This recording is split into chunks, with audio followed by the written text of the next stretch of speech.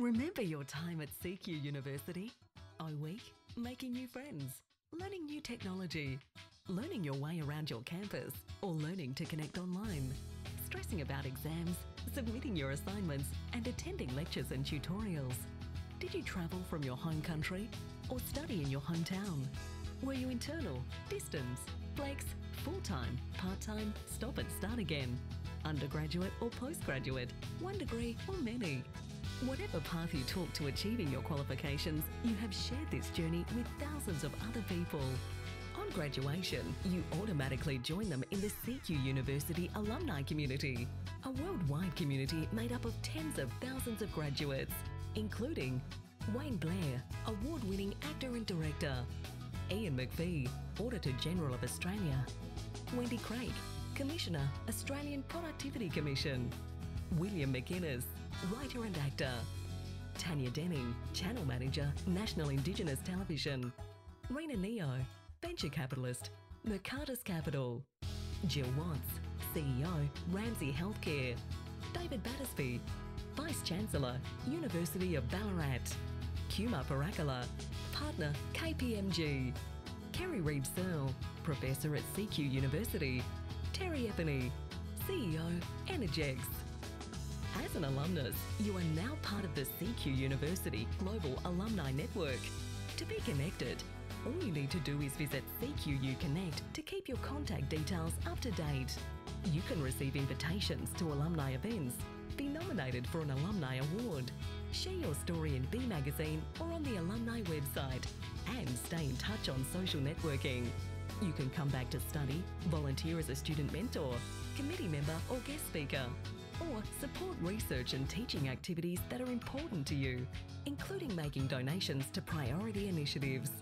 CQ University is your partner for life. You will always be part of your university through your worldwide alumni network.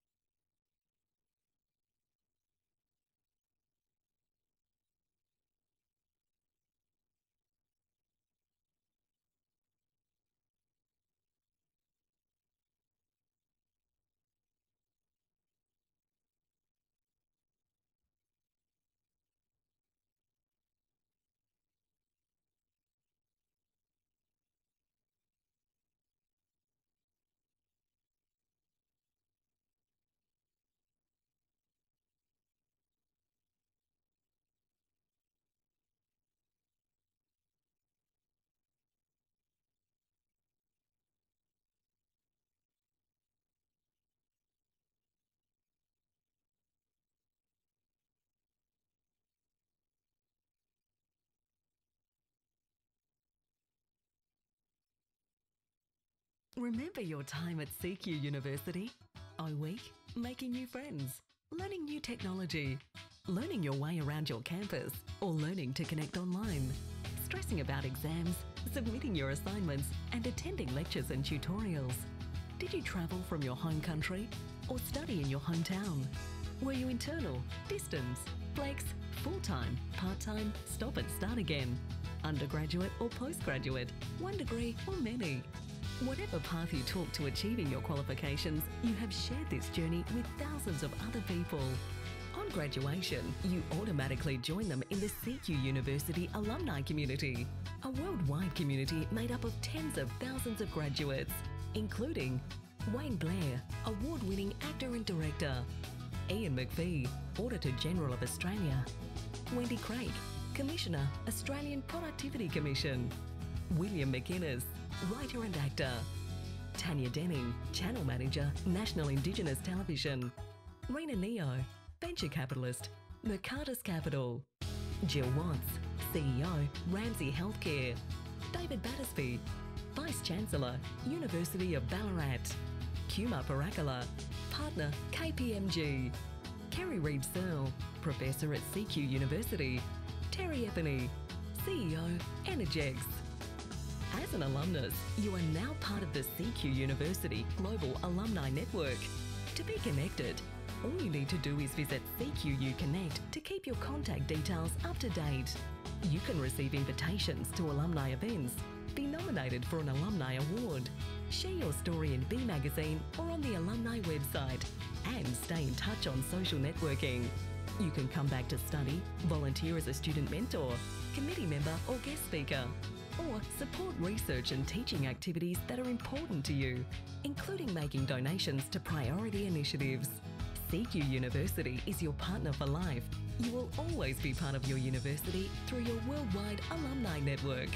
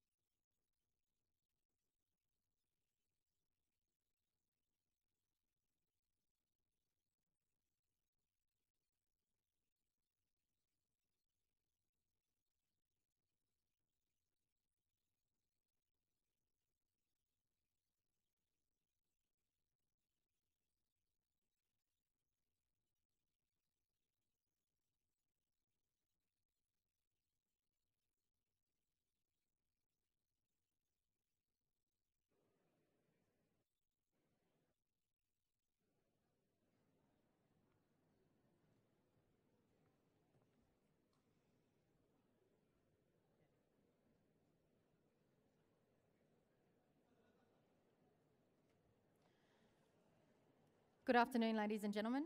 I ask that you please turn off your mobile phones or switch them to silent for the duration of the ceremony.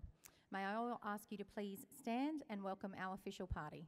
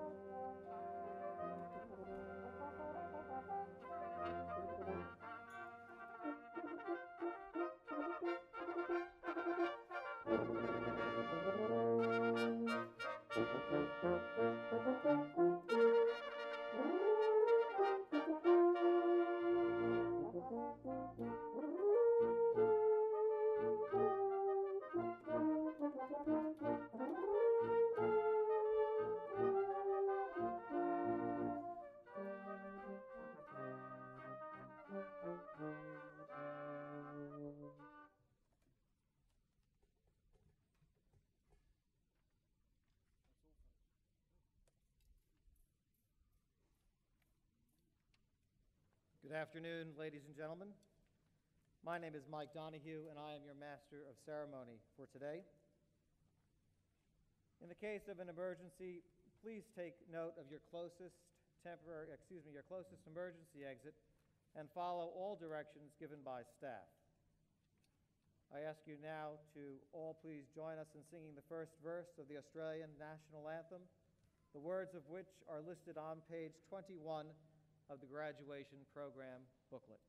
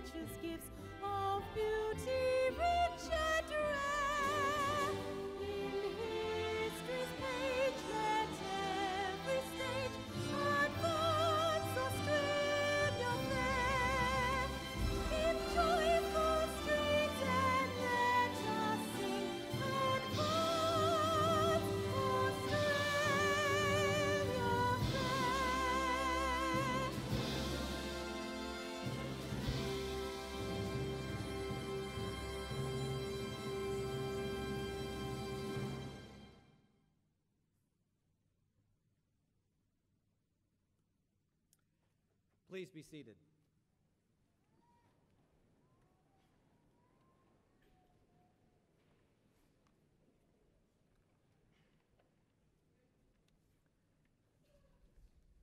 Graduates and guests, welcome to this graduation ceremony of CQUniversity, Australia.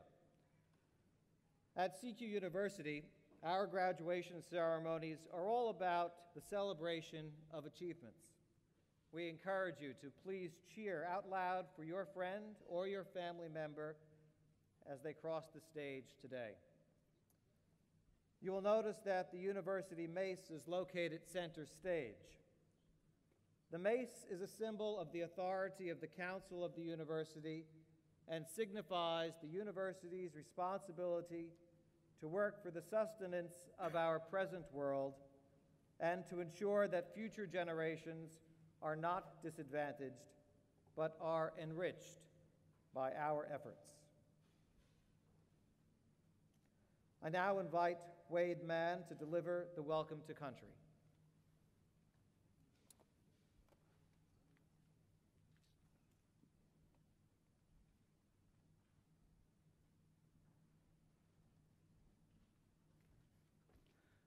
Thanks, Mike. My name's Wade Mann.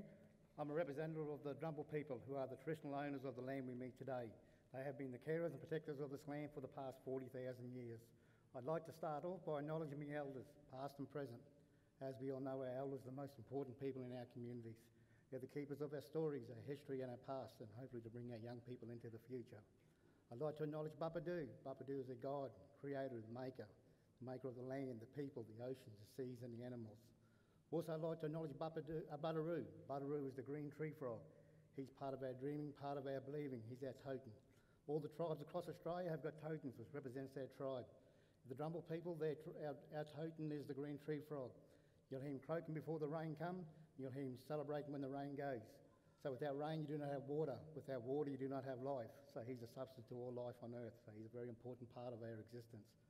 Also, welcome to country is a very important part of Aboriginal and Drumble history all the way across Australia. All tribes, before someone goes into their land, are always welcome onto that land. Within the Drumble area, we take in a vast part of central Queensland. We go down the south, we go down to Marmore Creek, we take in the oceans. Out to the east, we go down to the Styx River, Ogmore down north, up north, and then out west we go to the Gagango Range. Within those areas we have 4 tribes. Within those 4 tribes we have 20 smaller tribes. So before one tribe, anyone can go onto someone else's land, they'd always have to be welcome onto that land. Up in the Shoalwater Bay area, before someone come onto their land, they'd walk up to the boundary and they'd sit at the boundary. They'd sit there in silence for 10, 15 minutes, and then 2 or 3 women would then come across and they would light a fire in front of those men. They'd go back to the tribe, and then 2 or 3 men would come across and sit in there and join that circle. They would sit there in silence for half an hour, then they'd start wailing and crying, and then they'd get up and they'd invite them into the tribe. Once they got in there, there'd be a warrior ring on the ground, which is a circle on the ground about 3 metres in diameter, surrounded by rocks. The tribe from that area would go in and they'd start dancing. They'd dance for 20, 25 minutes, and then they'd come out and they'd welcome the other tribe in there. The reason why they do this is to say, you're welcome to our country. While you're on our land, you're protected by Bapadoo, our God, our ancestors, and our people. And on your journey home, you're also protected by our ancestors and by our people. And it's about having respect for the land, and having respect for the people, and having respect for their culture. So on behalf of the Drumble people, I'd like to welcome you all here today. I'd like to welcome all the students who are graduating today. All the way through life, you have a journey, and this is part of your journey, and hopefully it becomes very successful from here. So on behalf of the Drumble people, I'd like to welcome you all here today. Thank you very much.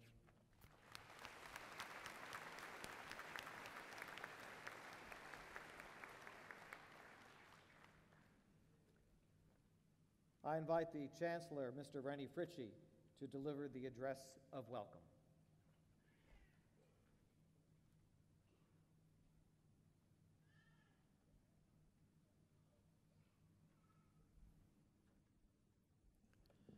Good afternoon, ladies and gentlemen.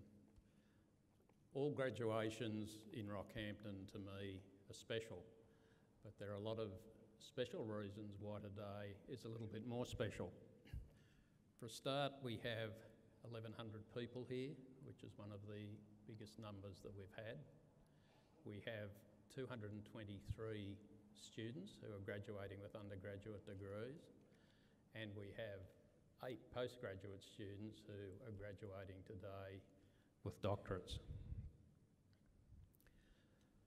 The main reason we have graduations is to present awards to our graduating students. I'd like to congratulate each and every one of these graduating students. You guys have put in a big effort, you've worked very hard over the last several years, and finally you've made it. Well done. And I include also in that our PhD students who will be coming up later also. The other reason I think that graduations here are special is that this is the one campus where we're able to have so many members of staff up on the stage. And I think that's really wonderful. I think it gives a good atmosphere. It also shows the interest of the staff in coming along to these graduations. They could be doing all sorts of other things, but they're here today, and I think that's great. Another reason it's special today is that we have the Honourable Michael Kirby here as our guest speaker. Michael Kirby actually opened up our law degree in May 2011. He's shown a lot of interest in our law course, has written an article in a law journal about the course, lauding the course, and has been close to us over the years. And it's very fitting that he's back here today on the occasion of the first graduation, of the first graduates coming out of that law degree. That course has grown very significantly in the last few years. I mentioned that it started in 2011. We had 90 commencing students. In 2013, that had grown to 250. And in the first term of this year, we've had 146 commencing students, and there are 2 more terms to go. So you can see that it's been very successful and very popular. And an advantage of it is that a lot of people have access now to law who in the past would not have had that opportunity. Another thing we do at graduations is present honorary awards. We have 2 different types of honorary awards. One honorary award is for outstanding members of the community who've served the community in many ways, and usually in some form have also served our university or been close to it, but not necessarily.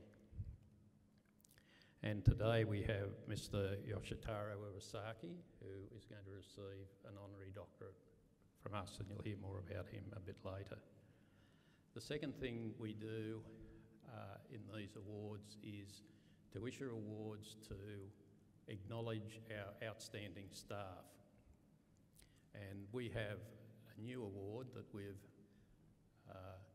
come up with in the last 6 months. Some other universities have had it before, and it's called a Laureate Professor. Laureate Professor is the highest professorial level of a university, and these people are normally very strong in research both locally and internationally. They're recognised locally and internationally. They've written in international publications. They normally have chairs or liaisons with other universities overseas where they're also highly acclaimed. And today, Professor Qinglong Han is going to receive such an award. Back to our students, our graduating students, I'd like to remind them of our university motto, Doctrina Perpetua. It means perpetual learning or forever learning. And I'm sure most of you know that although today is a very, very important educational milestone for you, that there will be probably other educational milestones as you go forward. Statistics show that a new graduate today will probably undergo 5 career changes during his or her working life. Just think about that. Probably sounds a bit scary to all of you sitting out there. But what it probably does mean is that you will need other education in some form, whether it be other technical studies as you move into perhaps a completely different field, management, commerce, all those sorts of things that help you get through the management ranks. And obviously we would be delighted to have you back if you choose to do further study. I think we know that university doors open opportunities to our graduates that are either not available or not as easily available to people who don't have university degrees. You guys today are all receiving university degrees. That gives you great opportunities. It's going to be pretty important that you actually grasp those opportunities, because just because an opportunity is there doesn't mean things are going to happen. You would have to do something to grasp that opportunity. So I encourage you to do that, and I'm sure you all will.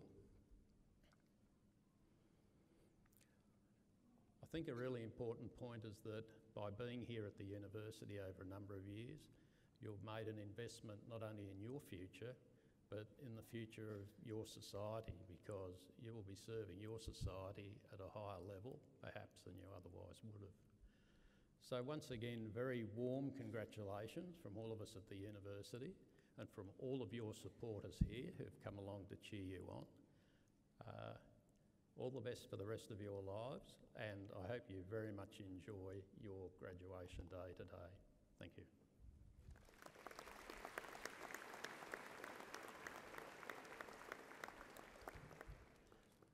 I call on the Vice-Chancellor and President of the University, Professor Scott Bowman, to deliver the opening address.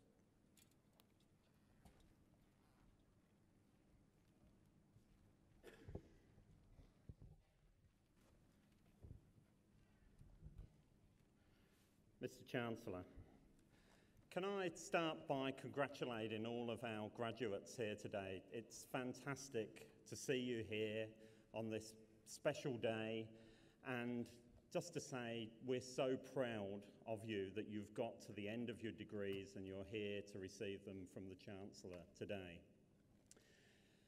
Can I tell you a bit of a story of something that happened last week?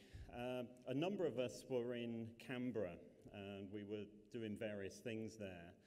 And I was in a car with the Chancellor, the University Secretary, Jenny Roberts, the Deputy Vice-Chancellor, International and University Services, Alistair Dawson, and we got a phone call while we were in the car. And that phone call said, "I think we've got a problem." They're always the phone calls that you really like in my job. And the problem was that we were getting incredible demand for tickets to come to graduation today. Lots of demand, people wanting to bring 10 people. When we say normally you can have 2 tickets, and if there's any seats left over, we share those out amongst people that are left. But the demand to come to this graduation was absolutely overwhelming, and we had it booked into the Pilbeam Theatre. So here we had a problem, and we had to think about what we were going to do about that. We could do as I think probably the vast majority of other universities would have done, and that's say, well, there's 2 tickets and that's it, and we will continue with the Pilbeam. But what we did in the car is we applied the university values to the problem. What should we do with this? And our values are engagement. We want to be Australia's most engaged university. And if we're not engaging with our students and our graduates, then how can we start to engage with our community? So it told us we had to do something. Can-do approach, and we had that long before Campbell Newman, I might say. A can-do approach. So if we wanted to do something, we had the can-do approach to do something. Openness, doing things and telling people what they wanted, everything that we know. Leadership and inclusiveness, including the people that wanted to come to graduation. So less than a week ago, we actually decided to move the graduation ceremony here into our sports centre that, as you can see, can take far more people. And I've got to say I was incredibly proud of the university that we could come here. We had our facilities team, our graduations team, our health and safety team, all working literally round the clock to bring this graduation ceremony here. So I think that's a great example of how values really can help you with decision making. And what I would say to our graduates today is develop your set of values to help you in your decision making as you go forward. Have a personal set of values. And maybe you'll want to take inspiration from your university and our values, or people that you really admire. Because you are going to get many of those phone calls which say, we have a problem. Now, values work at a university level, and I think values will work at a personal level for you. But I think values also work at a national level and an international level. And I think the international community has received a phone call. And it's received that phone call from none other than Michael Kirby, sitting on this stage today. Michael Kirby, one of the greats of his generation, one of the greats of any generation. He has been involved with the United Nations Commission of Audit, looking at what's happening in North Korea. And I would urge you all to go and read Michael's report. It's incredibly accessible, it's easy to read, and it's stunning to read.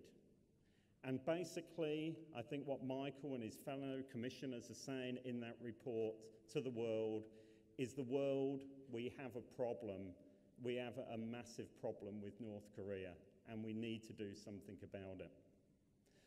Now, we might say, well, how can we as individuals do anything about a problem that big? Well, I think this is where the value set of a nation, of an individual, all come together. If we all take our own personal set of values and apply it in a small way, it might be standing up a graduation speech and drawing attention to this.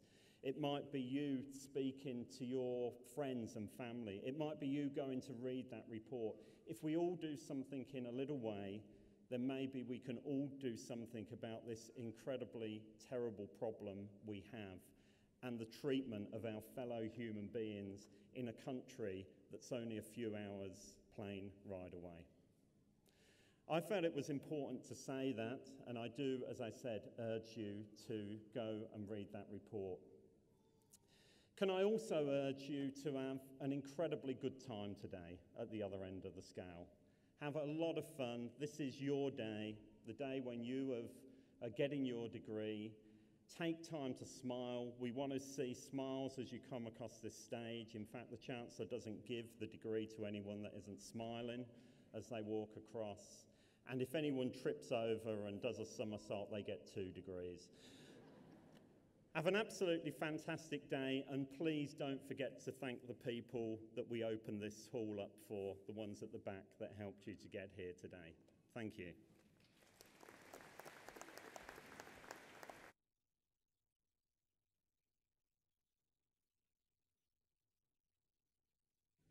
I invite the Chancellor to introduce our guest speaker.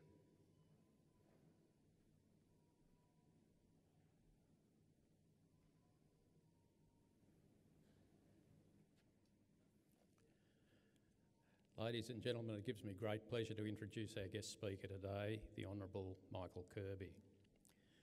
We're privileged to enjoy a guest speaker today of the profile, calibre and international standing as Michael Kirby. This is a man whose contribution to not just the Australian judicial system, but to international justice is simply without equal.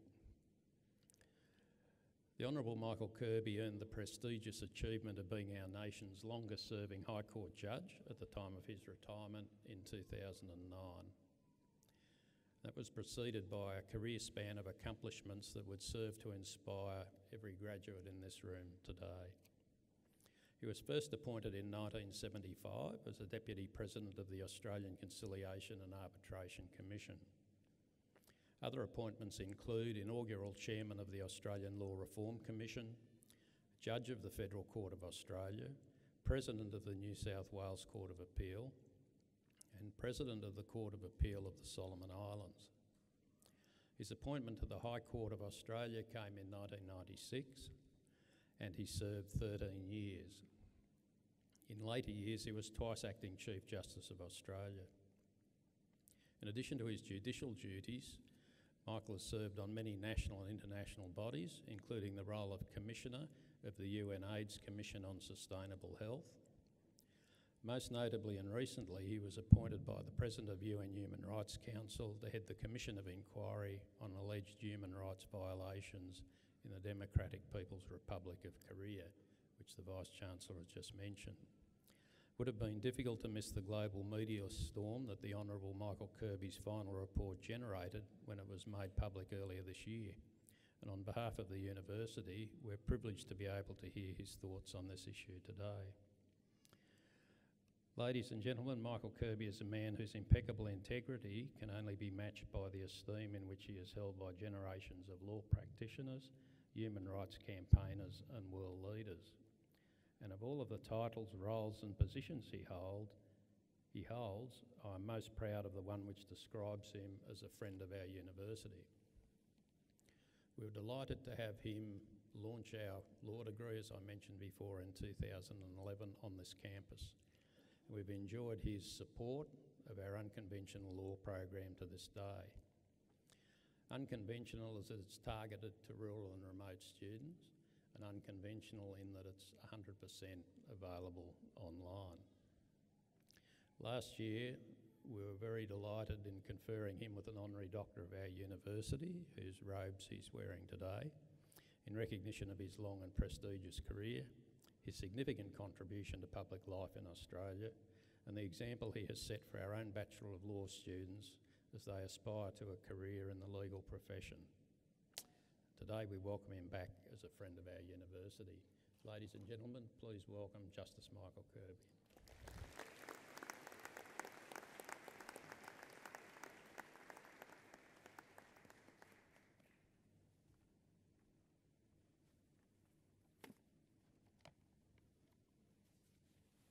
Chancellor, Vice-Chancellor, members of the Council, graduands who sit before us about to receive their degrees, family and friends. I want to start by acknowledging the Indigenous people of our country, not in a perfunctory way, but respectfully remembering the many wrongs that have been done to them, which we must right, including wrongs that have been done to them by the law. I acknowledge the presence here today for a family graduation of Michelle Landry, Member of the Federal Parliament, who is here in our company, of Mr. Awazaki of Japan, who has come to join us on this very important day, and who will receive from the Chancellor later in this ceremony an honorary doctorate of the university. And also Laureate Professor Han Ching Long, who will receive the high honour of being recognised as the inaugural Laureate Professor of the university.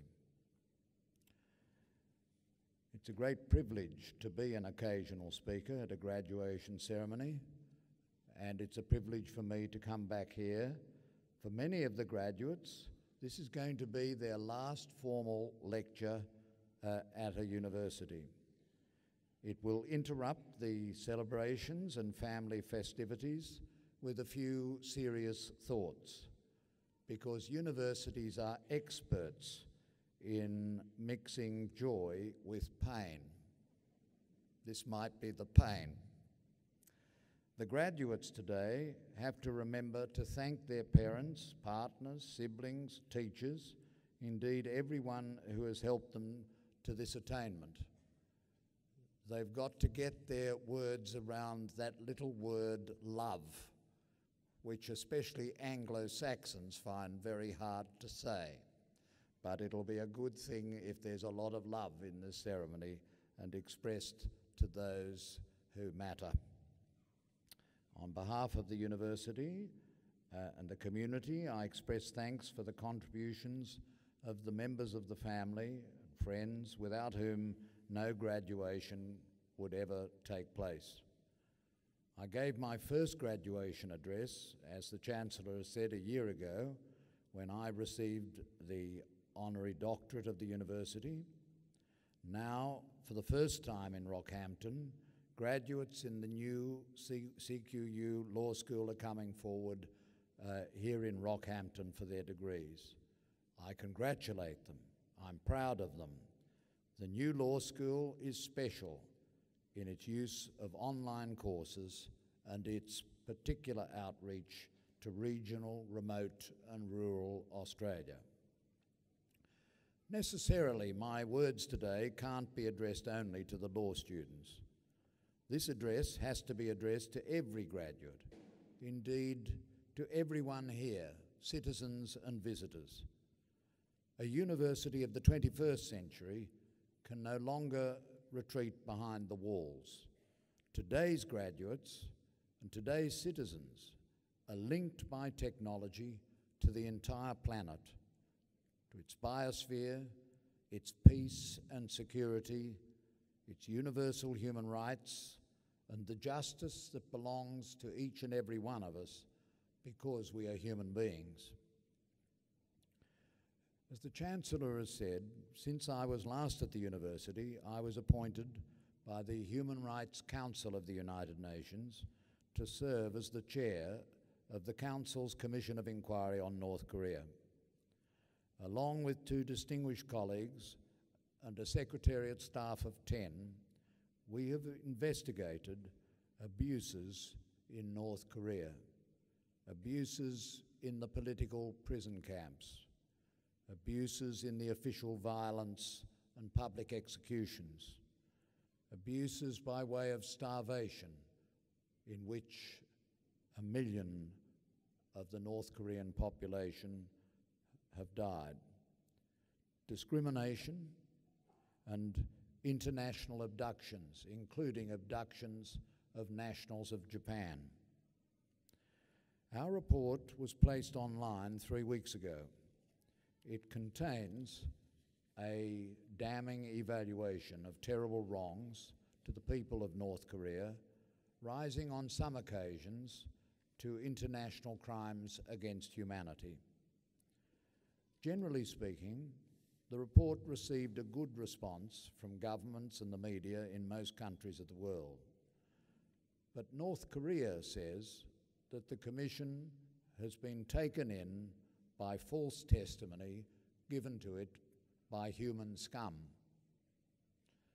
The Minister of Foreign Affairs of China, through a spokesman, is reported as saying that the report contains unreasonable criticisms of North Korea and its regime.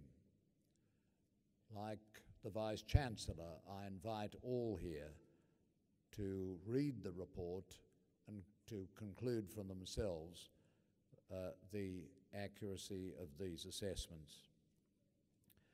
Two recent media articles from unexpected sources contained unexpected criticisms. The first was an editorial in The Guardian newspaper. Its headline declared that the UN report was guilty of demonizing North Korea. So I read the article with some concern. The text declared that from the day of its foundation, North Korea hasn't had a moment's rest from outside interference. The editorial denounced analogies I drew to the Nazi atrocities. It said I had drawn a long bow, but it failed to refer even once to the witness quoted in our report who complained of having to burn hundreds of bodies of prisoners who had starved to death, and how he buried the ashes and remains in a nearby field as fertilizer. Nor was reference made to the other horrors recounted on virtually every page of this report. When I looked a bit more closely, I found that The Guardian was published by the Communist Party of Australia. Actually, I thought that that party had been wound up in the 1990s, but not so. This was, after all, not the English Guardian newspaper, successor to the Manchester Guardian, a professional journal of a generally liberal tradition, so I gave something of a sigh of relief. Of greater concern was an article published by the Age newspaper in Melbourne, written by Nicholas Stewart, described as a Canberra writer. Under the headline, "Whistling in the Wind on North Korea," the author begins by asking, what do you do when someone you respect starts talking rubbish? He suggests that the report effectively endorses a strategic strike of missiles to target North Korea's regime leaders. This, he suggests, invites another disaster like the invasion of Iraq, or a new blockade starving already emaciated people and adding to the misery they already have to bear. Nothing could be further from the truth. The Commission on North Korea made it absolutely clear that no new sanctions of this kind should be imposed on the suffering people of North Korea.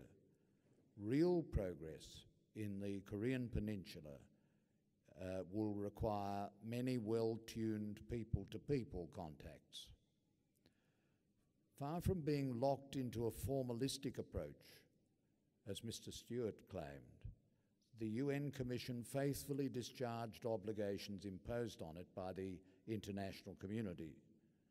It made findings on the 9-point mandate it was handed by the UN Human Rights Council, and it's now up to the politicians, diplomats, and other officials to decide if and how to take the findings further. And as the Vice-Chancellor has said, it's up to us, the citizens of different countries, to let our leaders know what we think. The Commission was asked 4 clear, simple questions. Now it has answered them.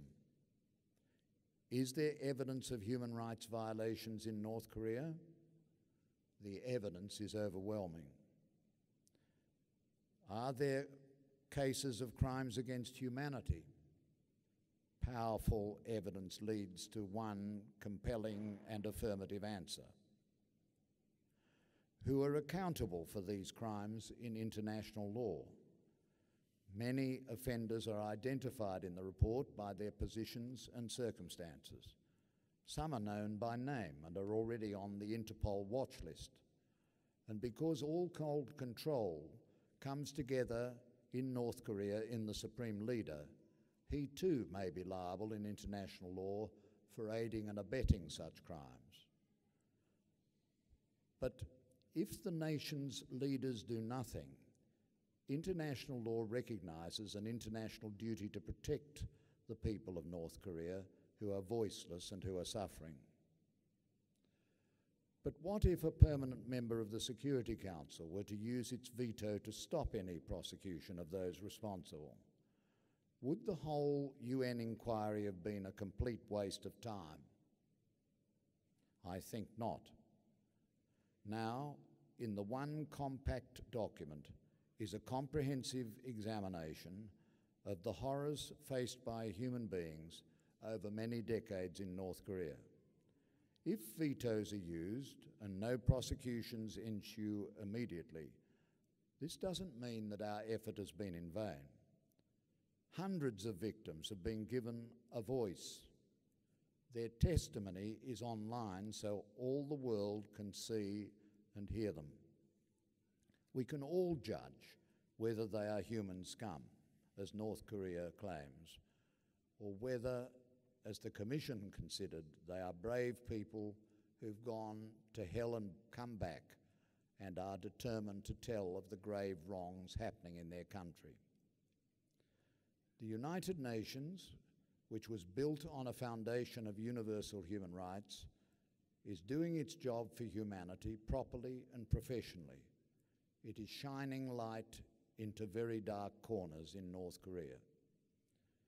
Who, even a few years back, would have expected a change in the Baltic states, in East Timor, and in Ukraine, whose position changes day by day. Even if accountability of those accused of crimes against humanity is not secured soon, the day may yet come when the testimony being gathered will be put to good use. Then oppressors will be made to answer to the oppressed. This is not a pipe dream.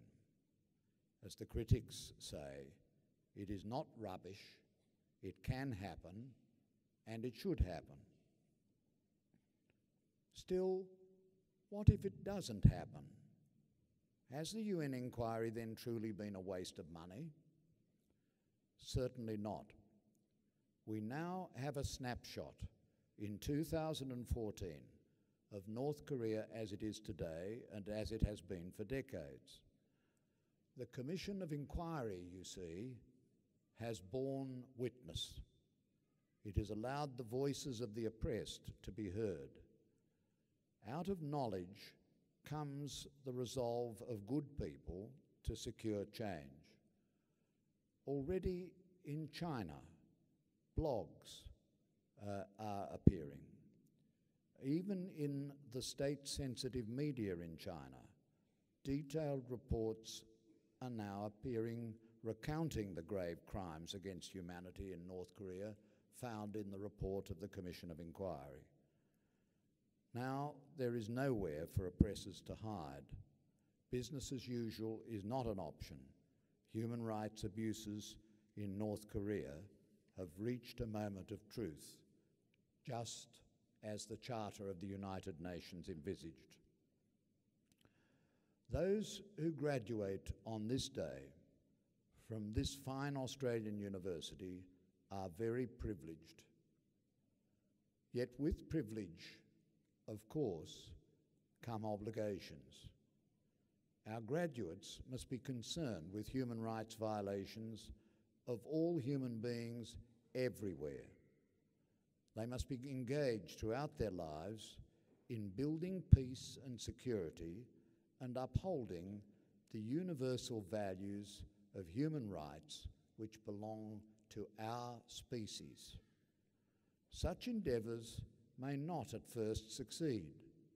Indeed, they may initially fail. But the world is a dangerous place.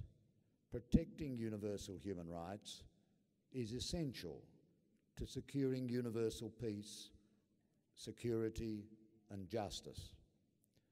For the sake of the planet, the graduates know this to be so.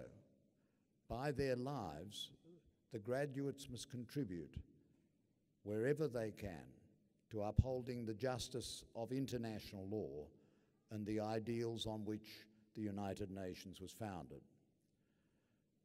On a day like today, the graduates and all of them truly become citizens of the world.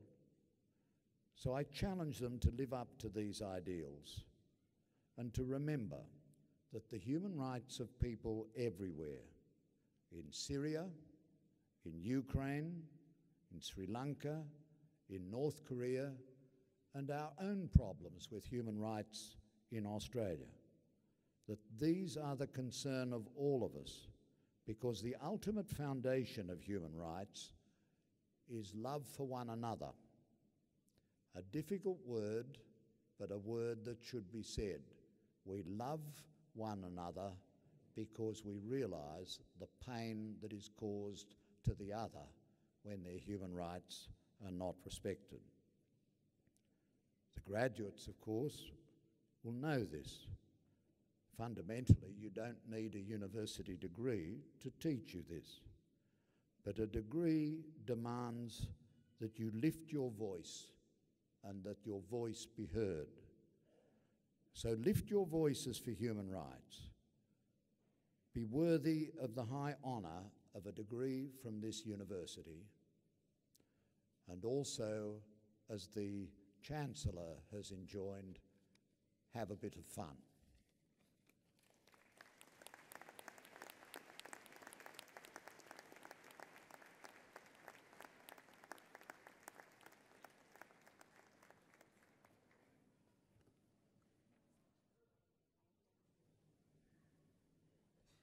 Thank you, Mr. Kirby, for your inspiring and challenging words. Ladies and gentlemen, I am pleased to present a musical performance by Miss Casey Identas. Casey studied as a contemporary singer at our Central Queensland Conservatorium of Music from 2007 to 2009, graduating with a Bachelor of Music Theatre. She also has a Graduate Diploma of Education. Her professional singing career has taken her all through Queensland, performing in a single burlesque group called the Velveteens. And in New South Wales, she toured with the Grease and Dirty Dancing tribute shows. Her focus over the last year has been on education. Casey teaches dance at TAFE in New South Wales and also drama and music at various high schools. Please welcome Casey to the stage.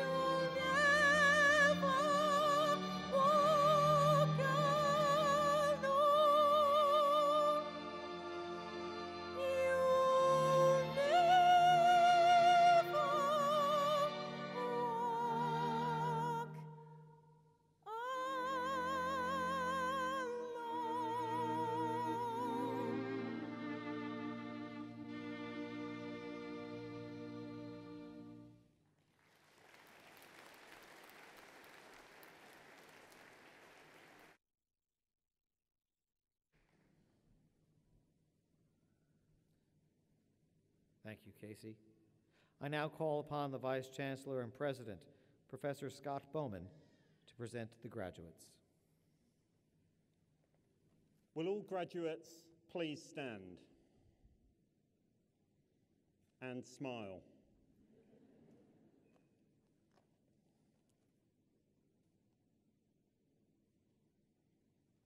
Chancellor, as Vice Chancellor and President, I certify to you and to Council that these graduates standing before you today have fulfilled the requirements prescribed by the University, and I ask that you present them with their respective awards. And by my authority as Chancellor, I'm delighted to present our newest graduates with their awards. Ladies and gentlemen, please honour them with your applause.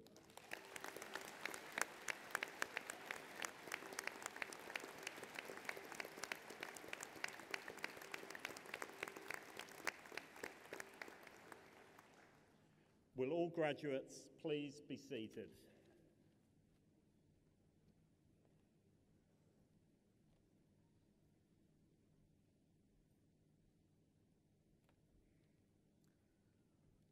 Chancellor, I call upon the Dean of the School of Education and the Arts, Professor Helen Huntley, to present graduates.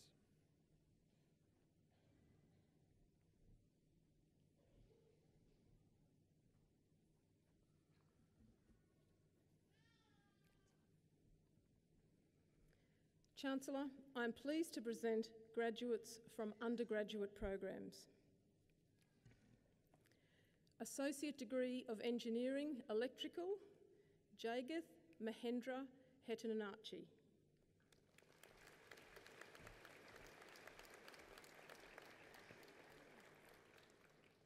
Stuart Scott Rafferty.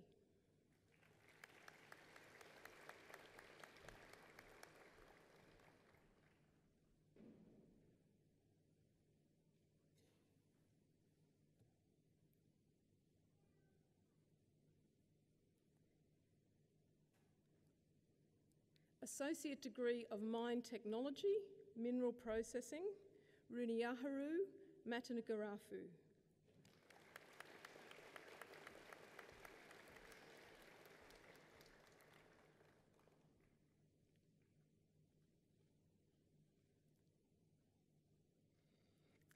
Bachelor of Accounting, Priya Amin.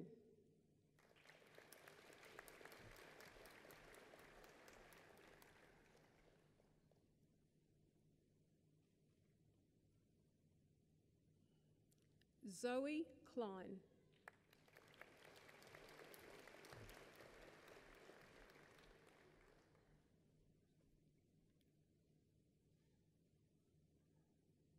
Denica Marie Hope.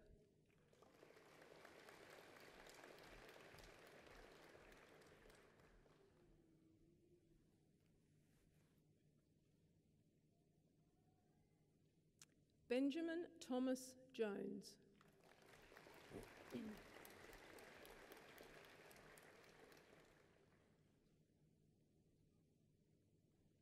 Stephanie Jones.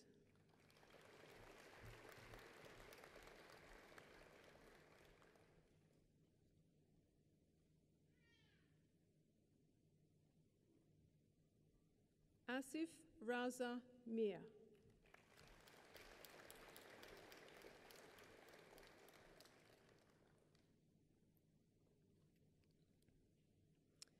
Yuyo Mu.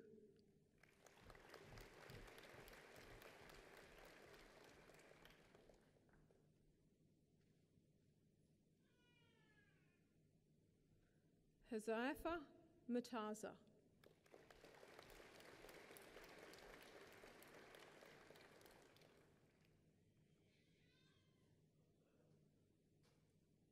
Caitlin Margaret Perkis.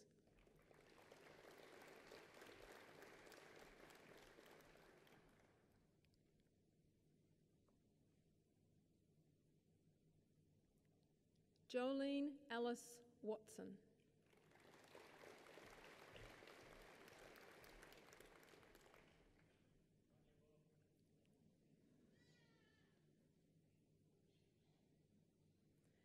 Bachelor of Accounting with Distinction, Sandra Ellen Beggs.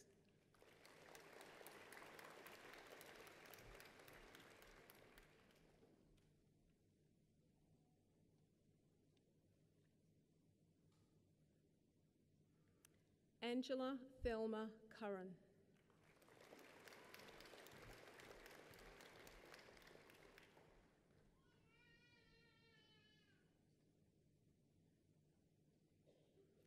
Caitlin Jo Fruck.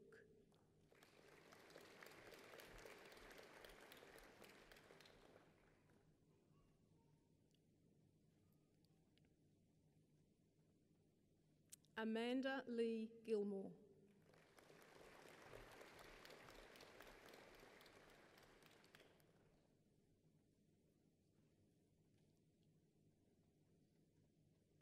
Bachelor of Arts, Amanda Rose Wust.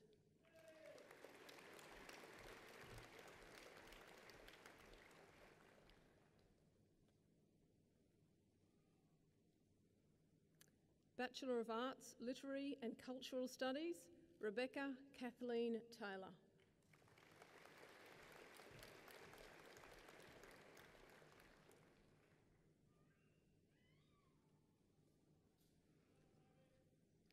Bachelor of Biomedical Science, Emma Kate Leeming.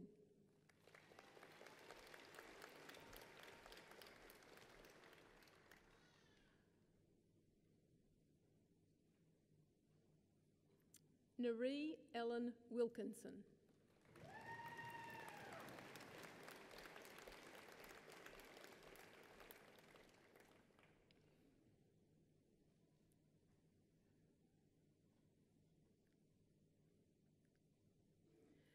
Bachelor of Business, Human Resources Management, Melissa Reena Butcher.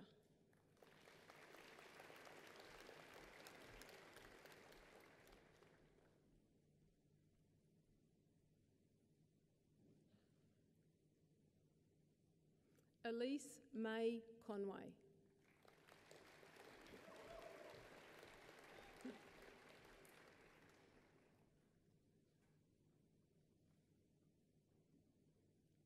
Laura Marie Jonathan.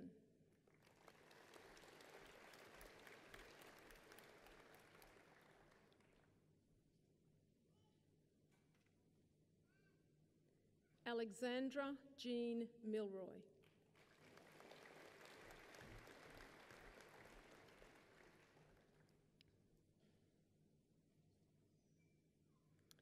Bachelor of Business, Management and Human Resources Management, Josephine Bridget Doran.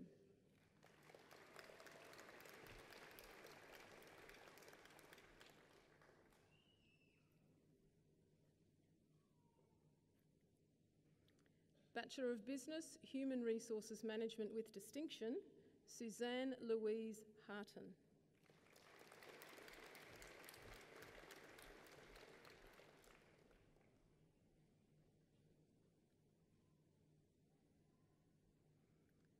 Bachelor of Business Marketing, Vicky Katrina Bambrick.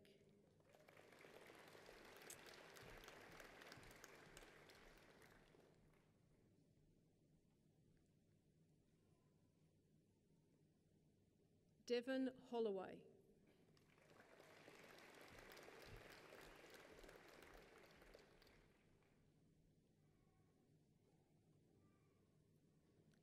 Chloe Marie Langdon.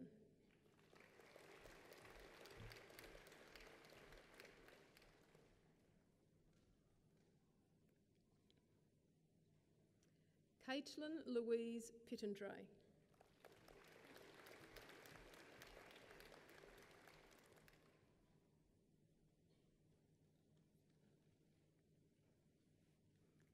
Caitlin Jenna Yates.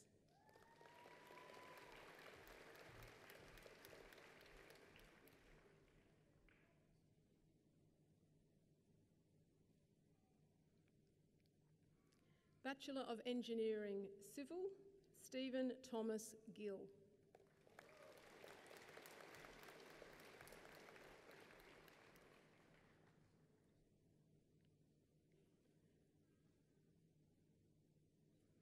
Bachelor of Engineering Mechanical, Robert Allen Delaney.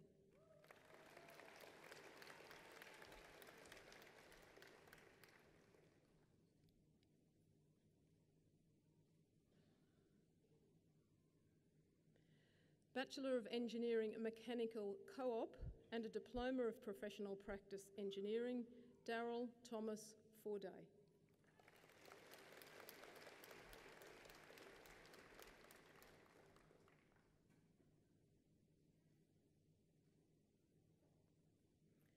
Bachelor of Environmental Health, Guy Richard Cornet.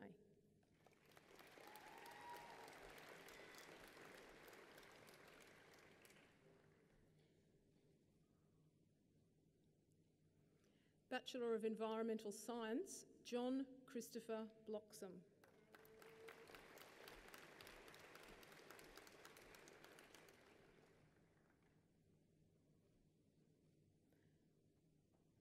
Sonia Louise Melky.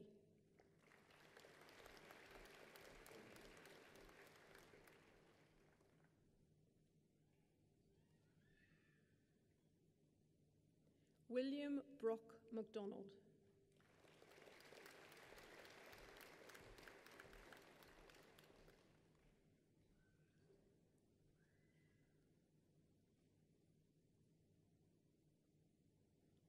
Suzanne Marie Smith.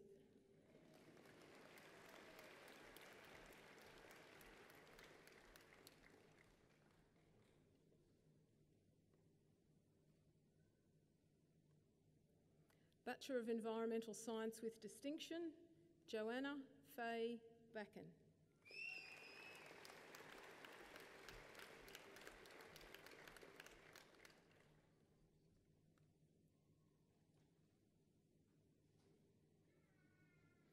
Deborah Caroline Fisher.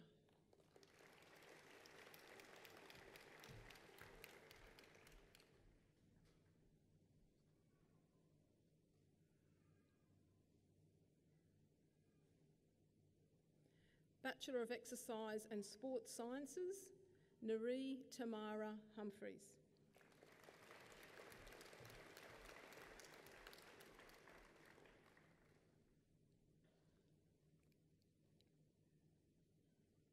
Jacinta Renee James.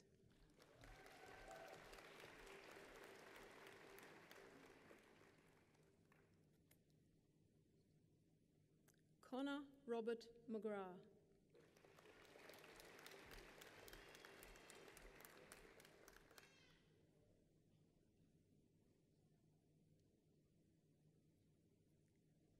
Jessie Ellen McMaster.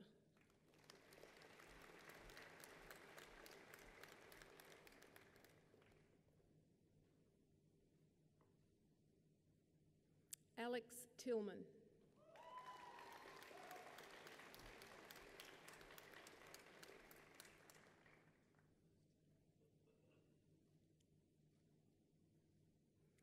Bachelor of Exercise and Sports Sciences with distinction, Caitlin Elise Balderson.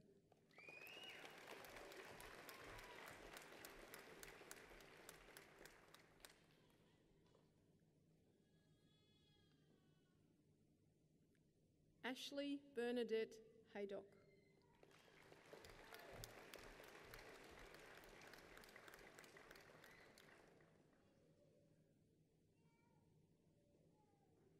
Alicia Lee Stephan.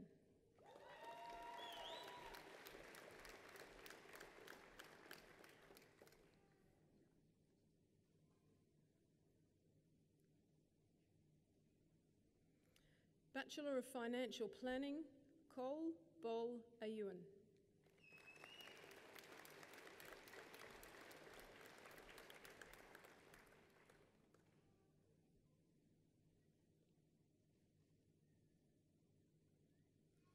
Bachelor of Health Promotion with distinction, Shannon Nicole Devenish.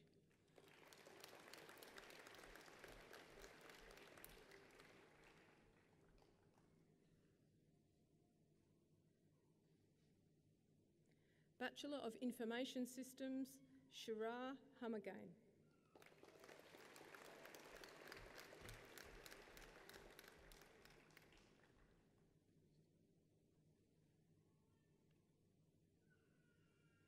Bradley Joel Kidd.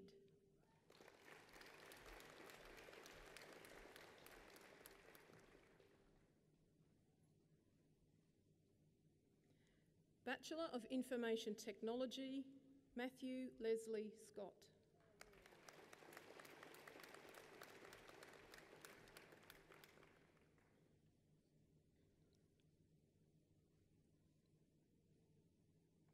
Bachelor of Information Technology Co-op with distinction, Liam Ronald McCabe.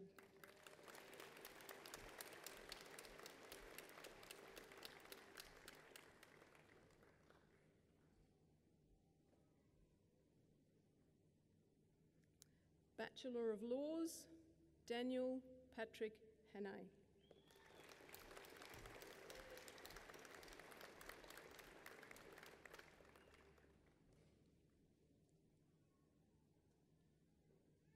Ronald Bruce Harris.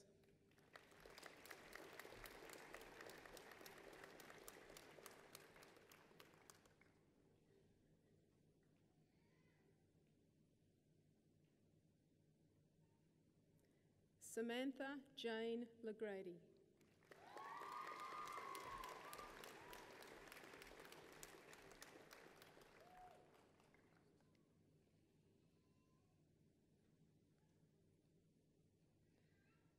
Bachelor of Learning Management, Early Childhood Education, Marissa Lillian Brady.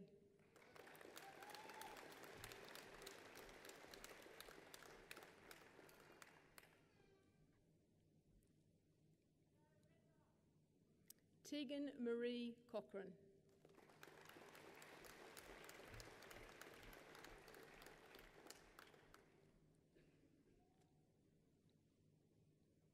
Kristen Louise Daniels.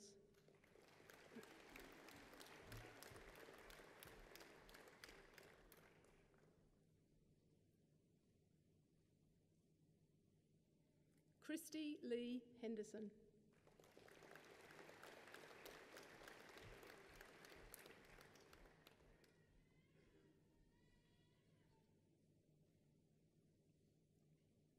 Alexandra Bethany Mann.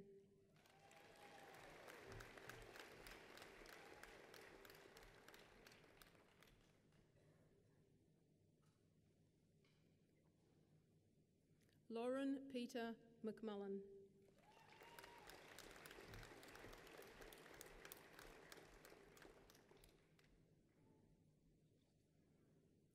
Kimberly Helen McMurtry.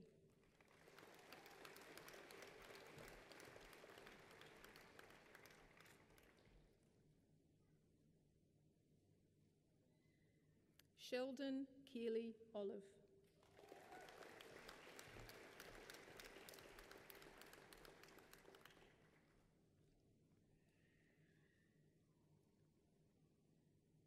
Samara Louise Patterson.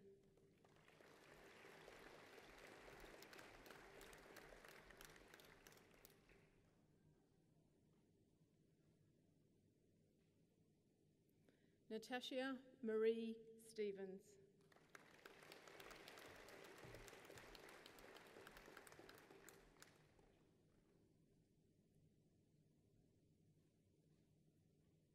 Bachelor of Learning Management, Primary Education, Emma Edwards.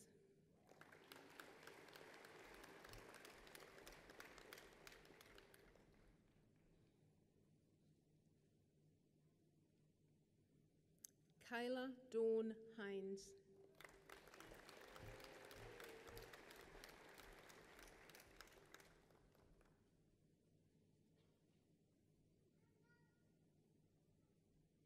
Natalie Jane Latimer.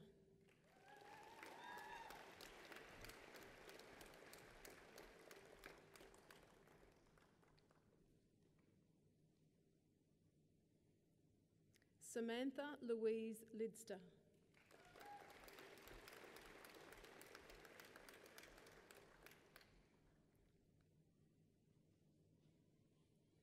Emma Jane McInnes.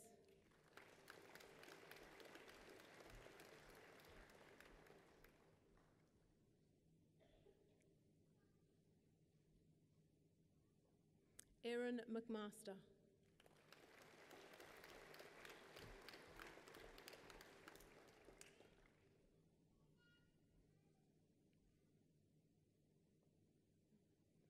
Mandy Jane Medhurst.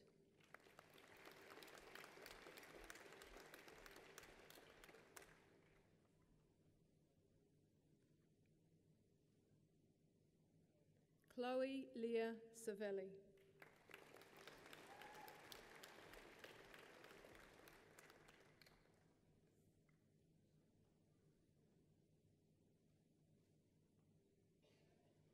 Cassandra Ann Stewart.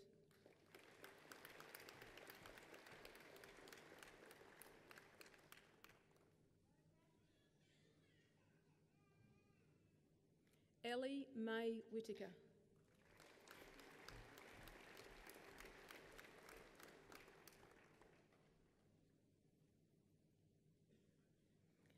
Bachelor of Learning Management, Secondary and Vocational Education and Training, Emily May Lawless Pine.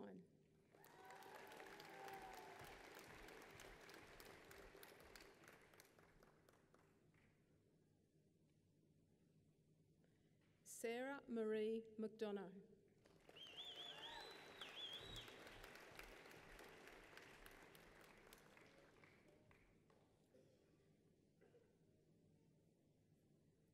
Sam Timothy Williams.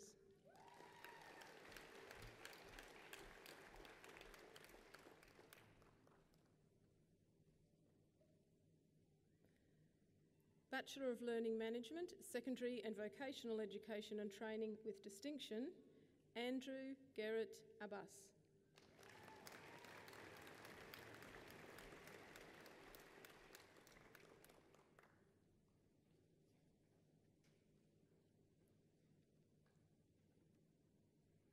Natasha Marie Huth.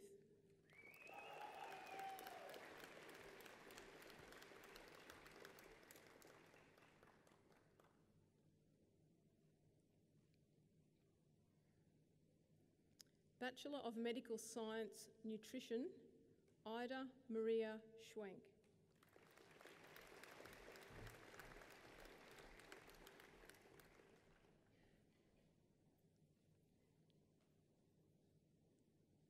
Abigail Joy Youngston.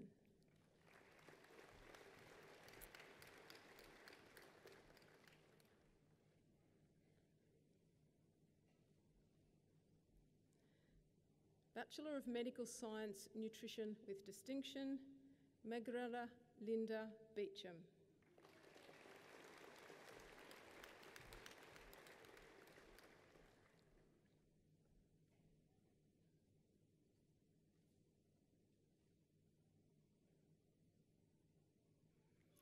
Bachelor of Medical Science Nutrition with Distinction, Deborah Ann Power. Deborah is also the School of Medical and Applied Sciences medalist.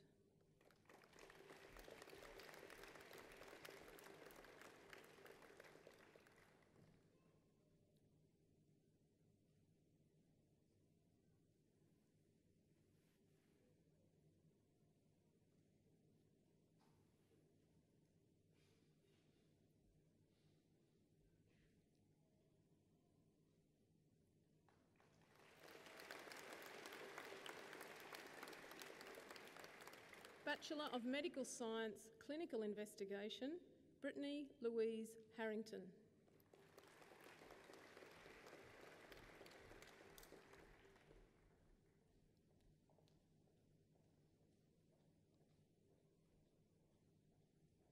Kathleen Ellen Mitchell.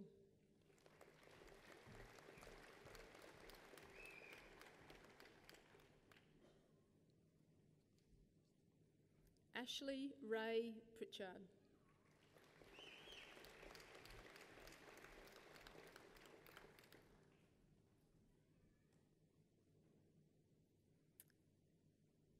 Michaela Jade Ryan.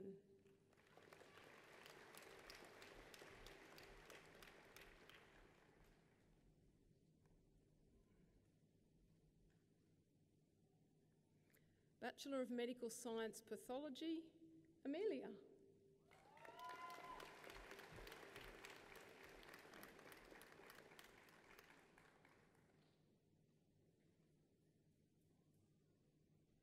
Hannah Bowman.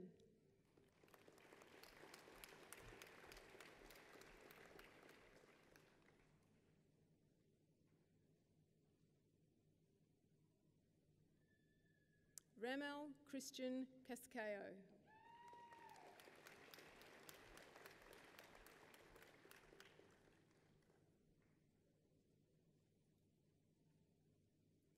Bachelor of Multimedia Studies, Cameron Pierce Foley.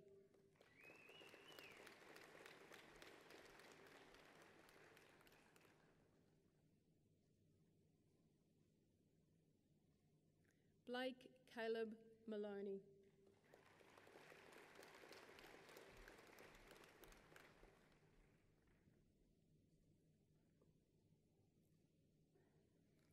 Bachelor of Multimedia Studies with Distinction, Bronwyn Merrill Hamilton Franks.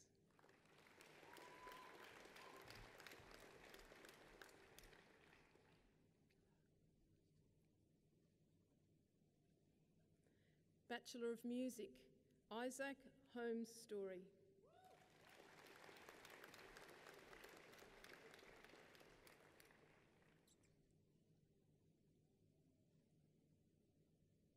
Alana Denise Jensen.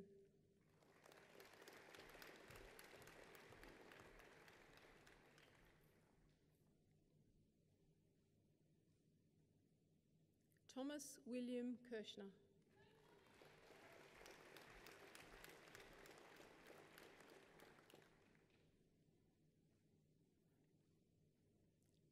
Georgia Prince.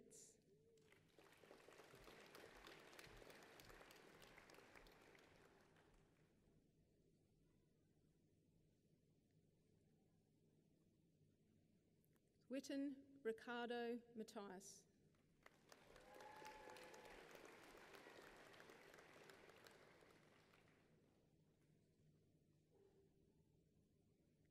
Bachelor of Music with Distinction, Alyssa Jane Finn.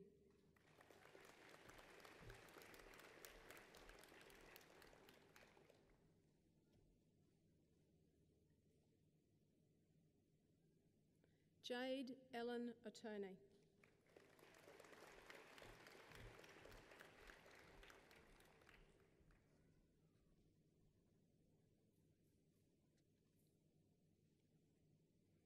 Bachelor of Music, Jazz and Popular, Maxwell James Slater.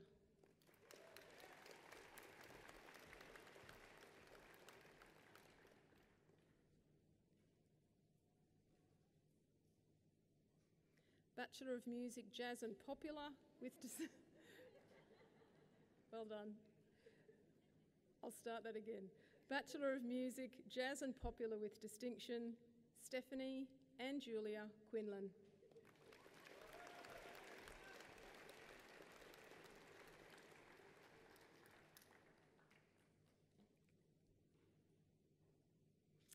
Bachelor of Music, Music Studies, Natalie Kate Day.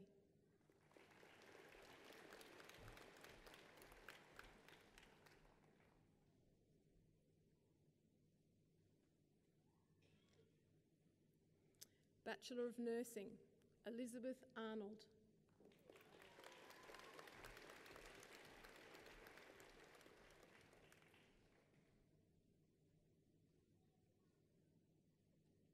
Shalimar Aguelas Batukan.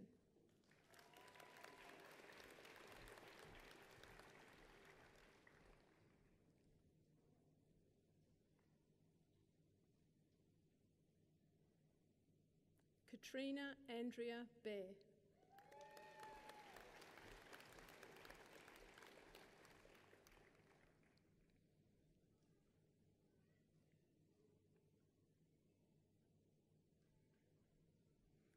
Crystal Jade Bell.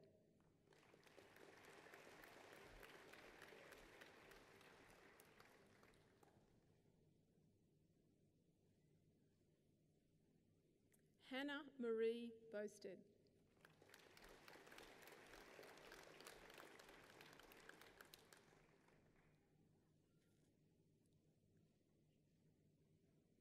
Abby Bradshaw.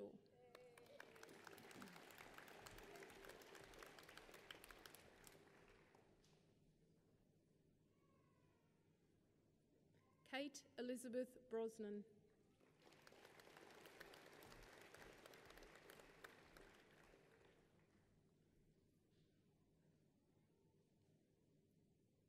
Leanne Louise Camplin.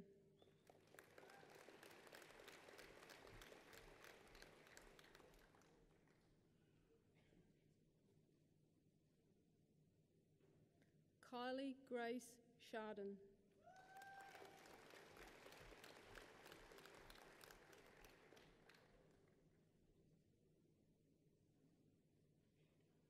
Emma Charles.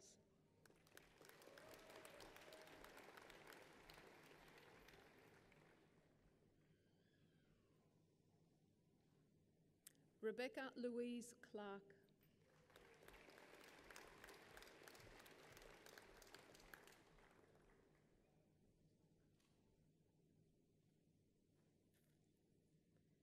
Kathleen Janelle Cullen.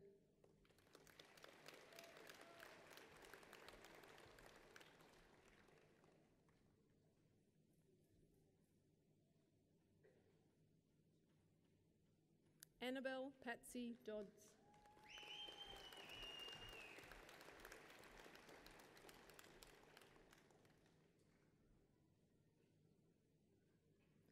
Danica Jessica Ellison.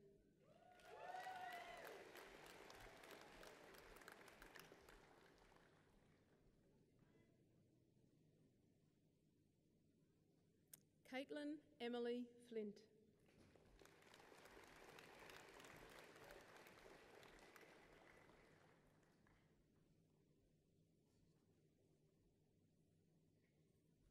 Heidi Renee Gray.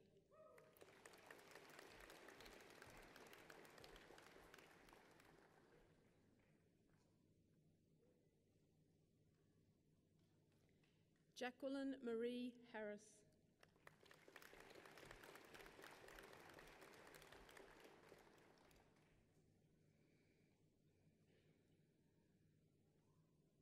Kerry Louise Harvey.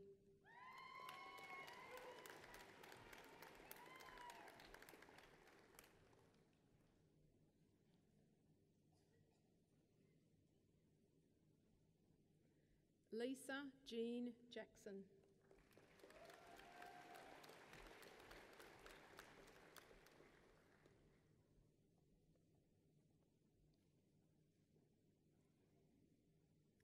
Sherilee Marie Kirkwood.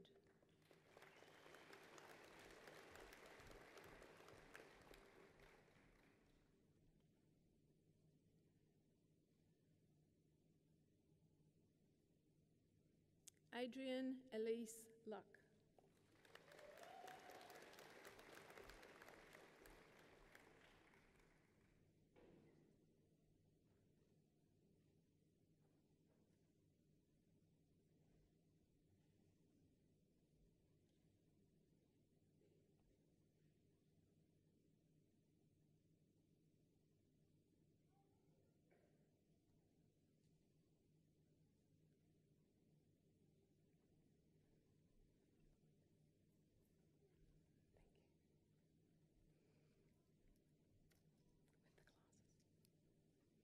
Andrea Rose Mattia.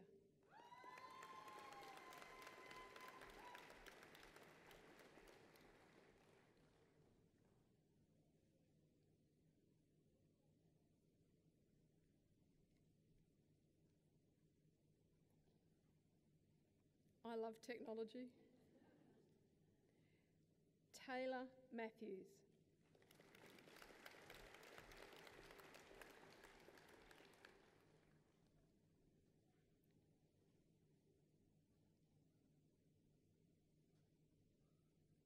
Danae Elizabeth Maguire.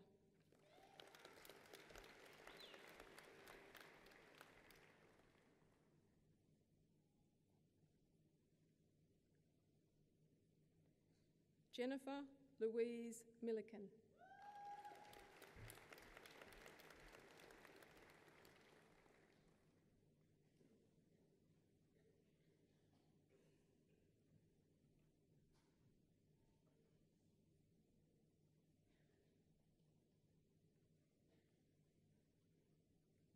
Sheena Marie Oceano.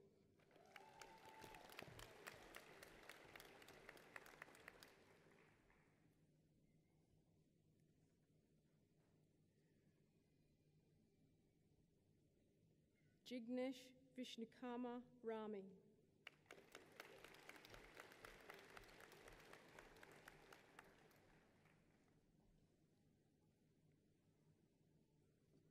Anna Searle.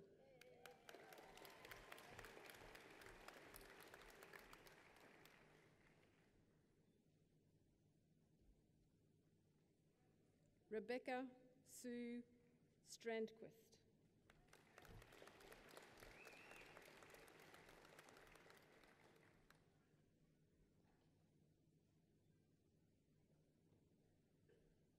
Joylyn Tafaranika.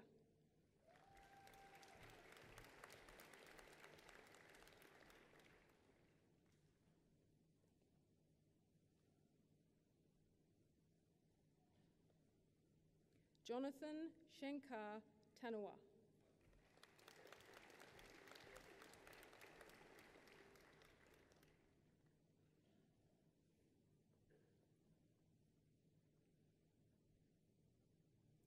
Antoinette Marie Tanner Northdurf.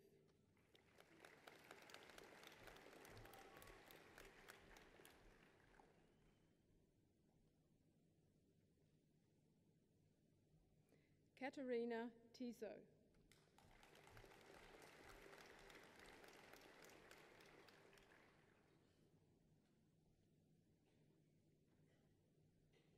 Anna Lisa Vaughan.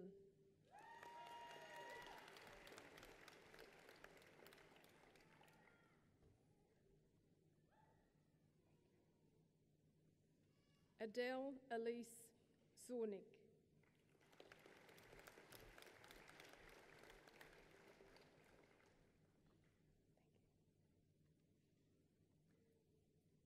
Bachelor of Nursing with Distinction, Carol Joy Ballard.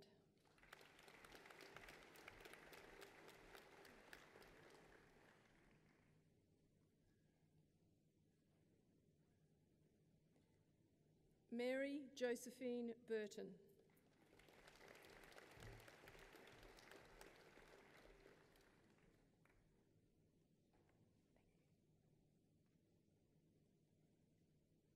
Darlene Joanna Fabian.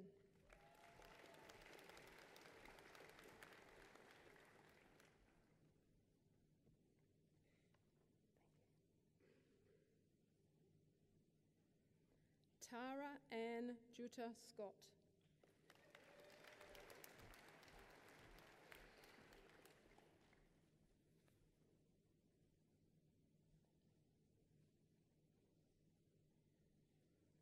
Jennifer Ann Warren Farrell.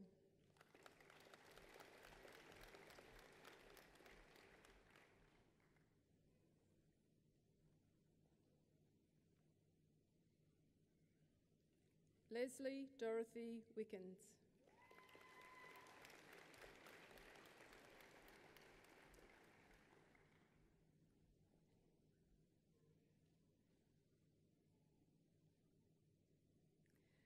Bachelor of Occupational Health and Safety, Juka Hesraki.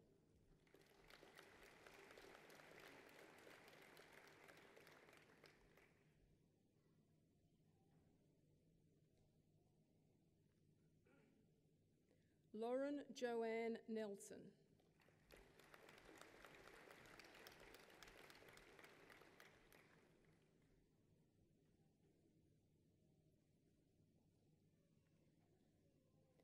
Erin Linda Phillips.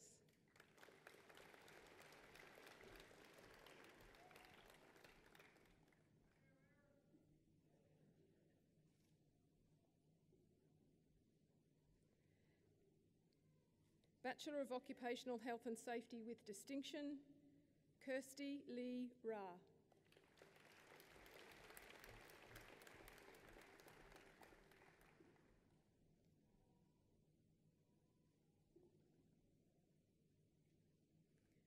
Bachelor of Paramedic Science, Samantha Lee Carter.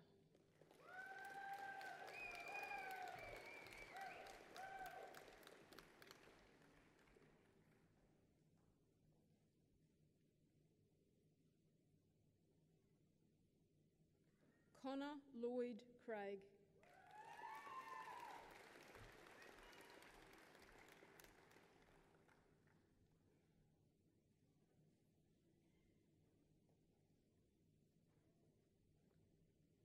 Tarina Eileen Holder.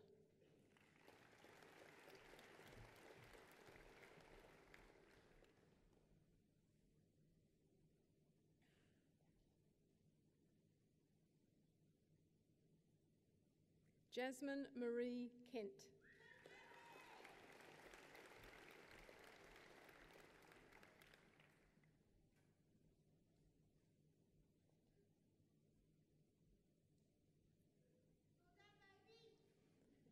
Lauren Nicole Newman.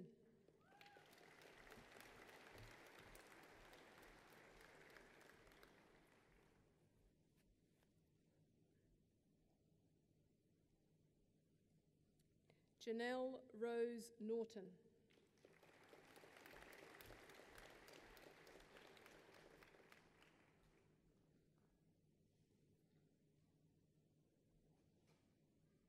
Bachelor of Paramedic Science with Distinction, Georgina Nicole Forster.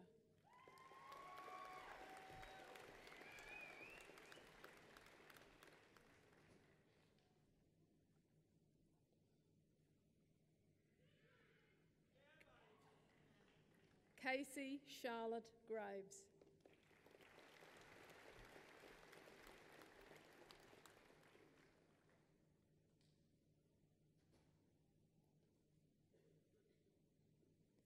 Chloe Kate Jukarski.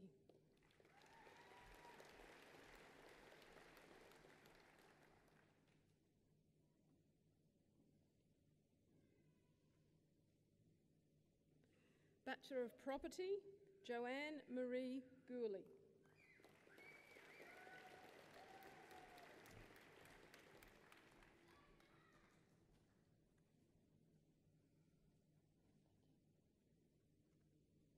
Bachelor of Science, David William Johnson.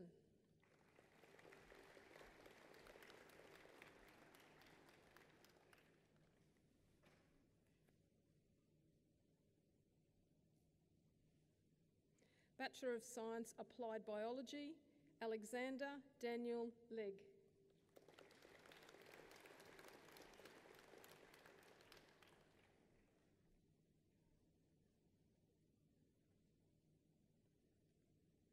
Zoe Lee Truscott.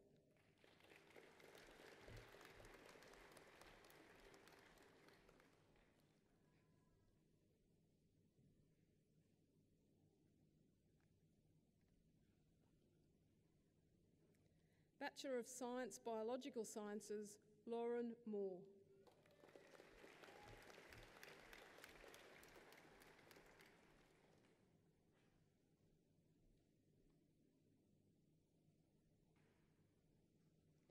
Bachelor of Science, Industrial Chemistry, Luke Eric Davis.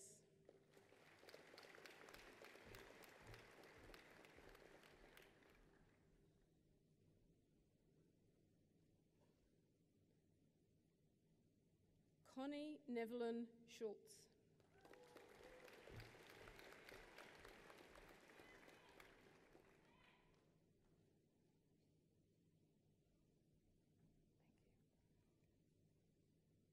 Bachelor of Science, Psychology, Jacqueline Amy Berendorf.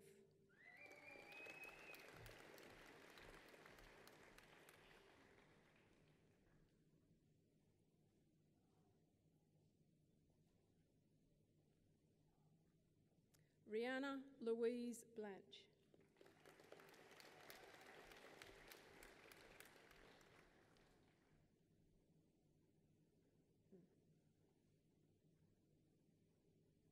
Rachel Annabelle Devine.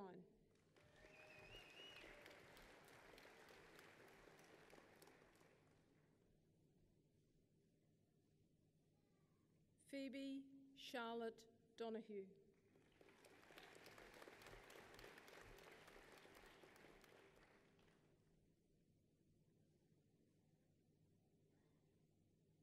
Jana Ann Paris.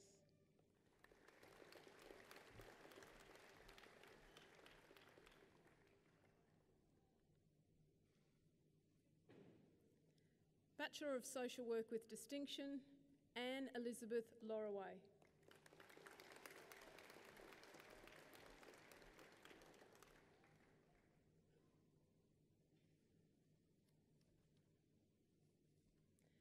Bachelor of Accounting, Bachelor of Business with Distinction, Jessica Wastel.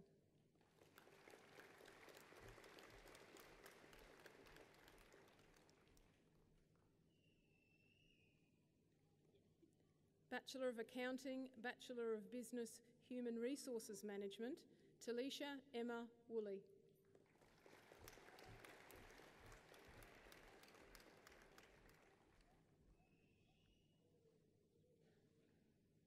Bachelor of Accounting, Bachelor of Business Management, Jacinta Ellen Pritchard.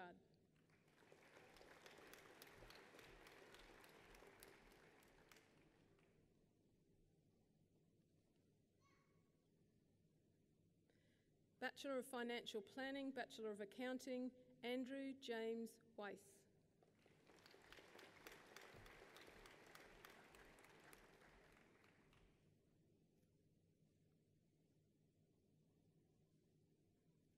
Bachelor of Business Honours, Carolyn Rosemary Daniels.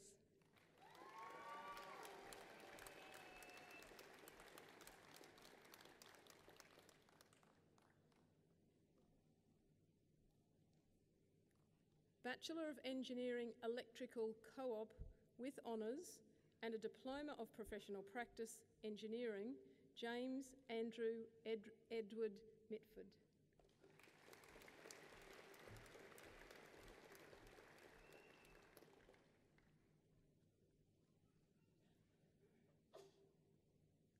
Shane Orestes Wanstall.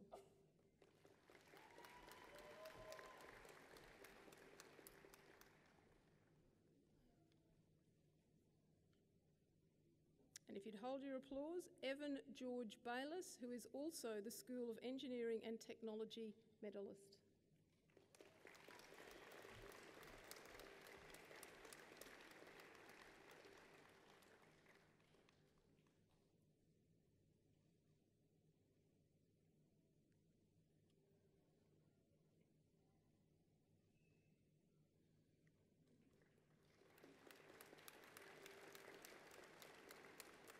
Bachelor of Psychology with Honours, Abby Eliza Chapman.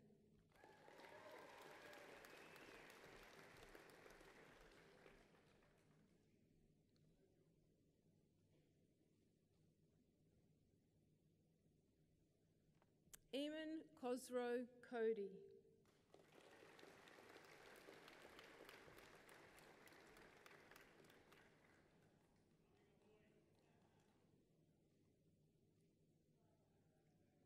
Carly May Graham.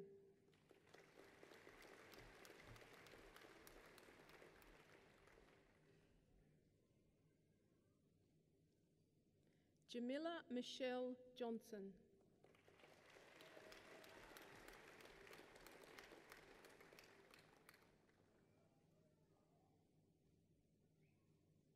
Danielle Claire Lewin.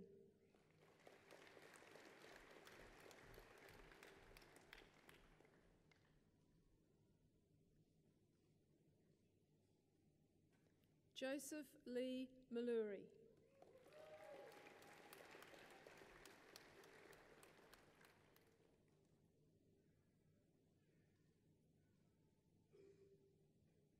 Courtney Jane Meng.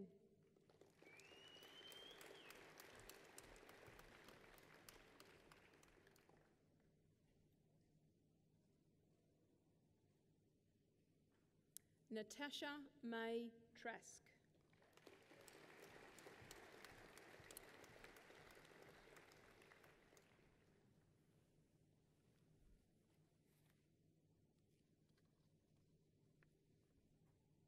Chancellor, that concludes the presentation of graduates from undergraduate programs.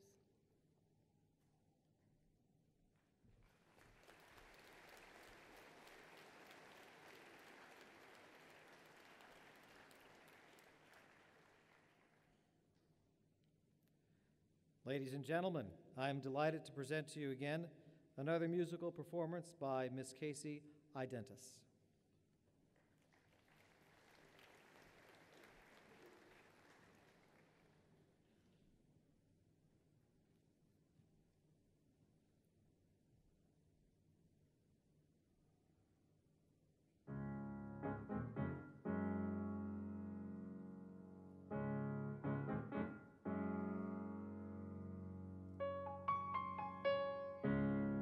Something has changed within me.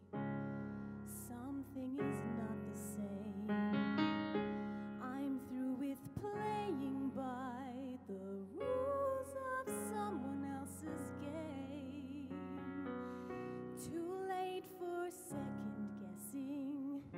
Too late to go back to sleep.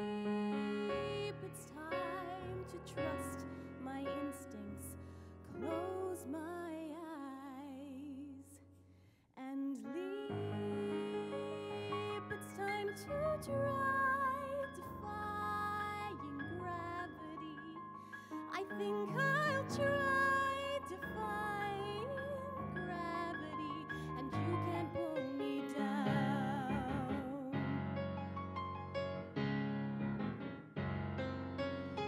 I'm through accepting limits, 'cause someone said they're so.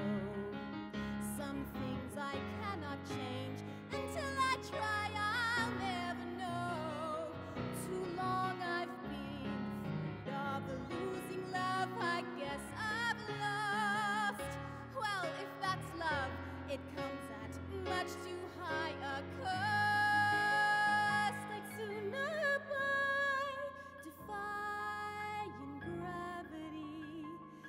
kiss me goodbye. I'm defying gravity, and you can't pull me down.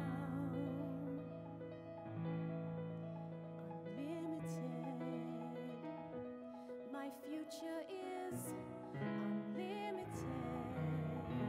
and I just had a vision, almost like a prophecy.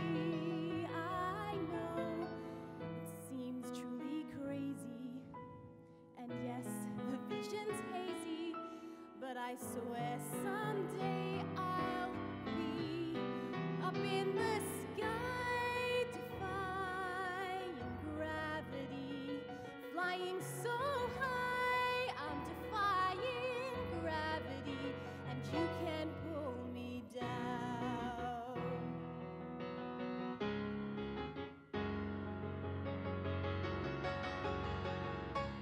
So if you care to find me, look to the western sky.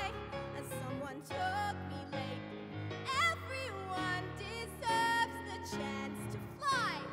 And if I'm flying solo, at least I'm flying free. For those who ground me, take a message back for me. Tell them how I'm defying gravity. I'm flying high, I'm defying gravity, and soon I'll match them in renown. And nobody in all of Oz, no wizard that there is or was, is ever gonna bring me down.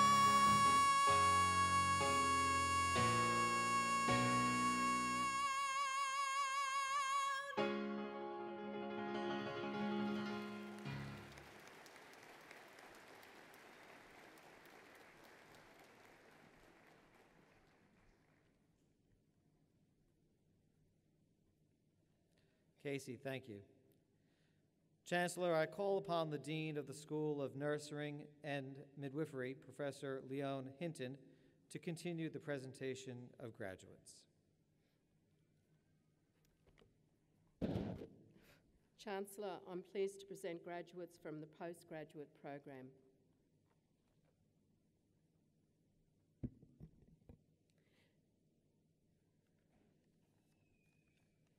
Timothy Dale Baker, Graduate Certificate in Creative Industries.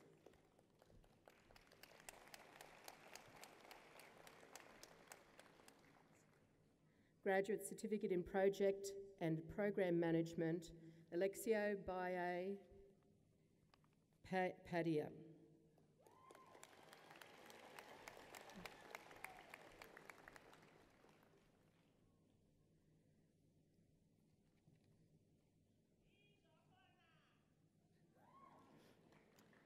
Graduate Certificate in Creative Industries, Amelia Rose Case.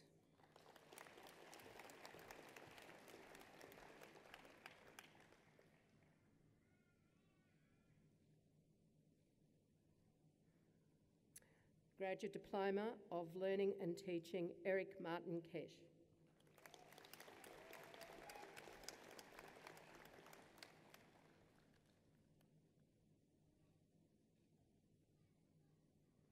Luke Andrew Hartwell.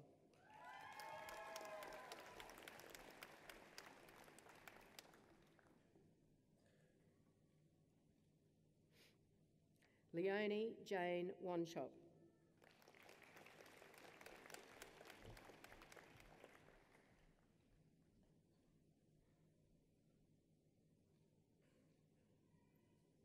Lachlan Ross Webley.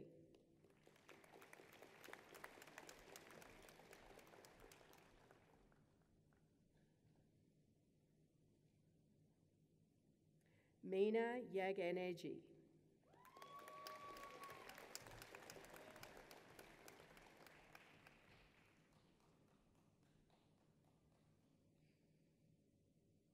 Michael Busby.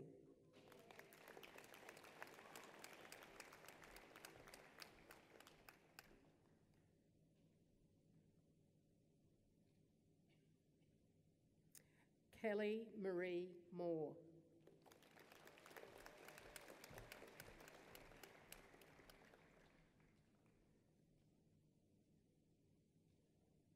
Graduate Diploma of Learning and Teaching Primary with Distinction, Monique Clarissa Bowman.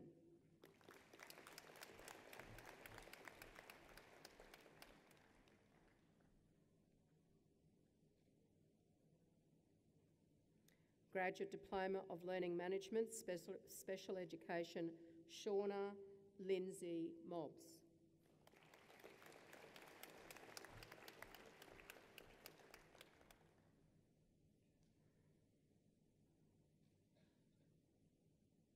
Graduate Diploma of Maintenance Management, Shepherd Macanado.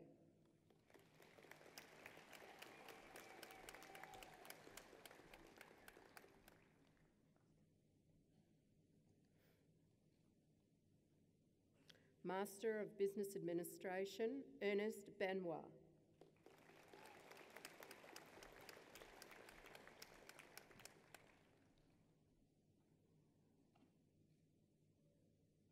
Master of Engineering, Mohammed Anwar.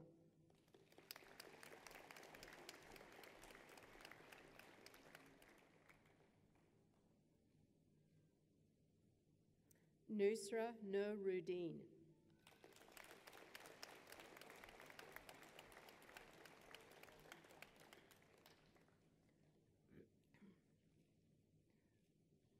Abdul Hassan Mohammed Manumur Rashid.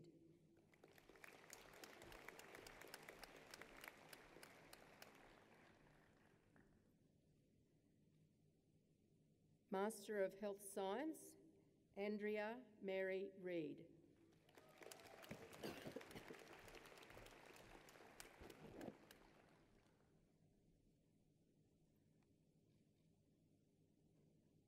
Master of Information Systems, Manjit Kaur.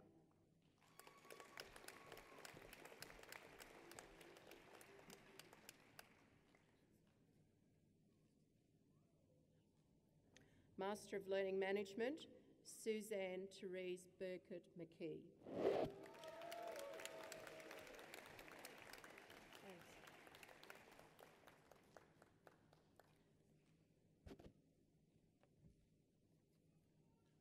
Alison Christian.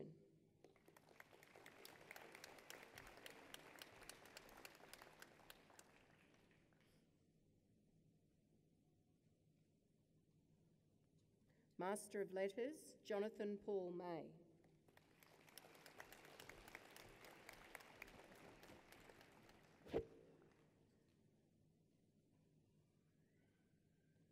Master of Maintenance Management, Isaac Tepanai Chanakura.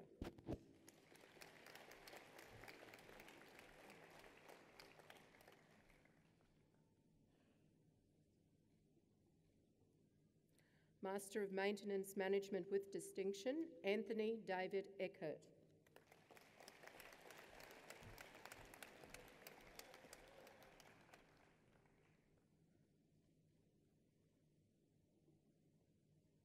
Master of Maintenance Management Marketing, Master of Management Marketing with Distinction, Catherine Atwood.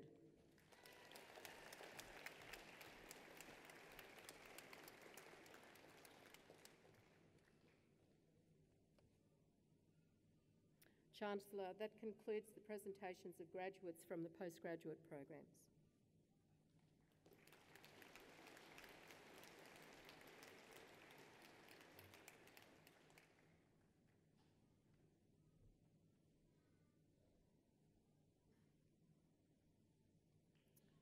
I now call upon the Deputy Vice-Chancellor, Academic and Research, Professor Hilary Winchester, to present doctoral graduates.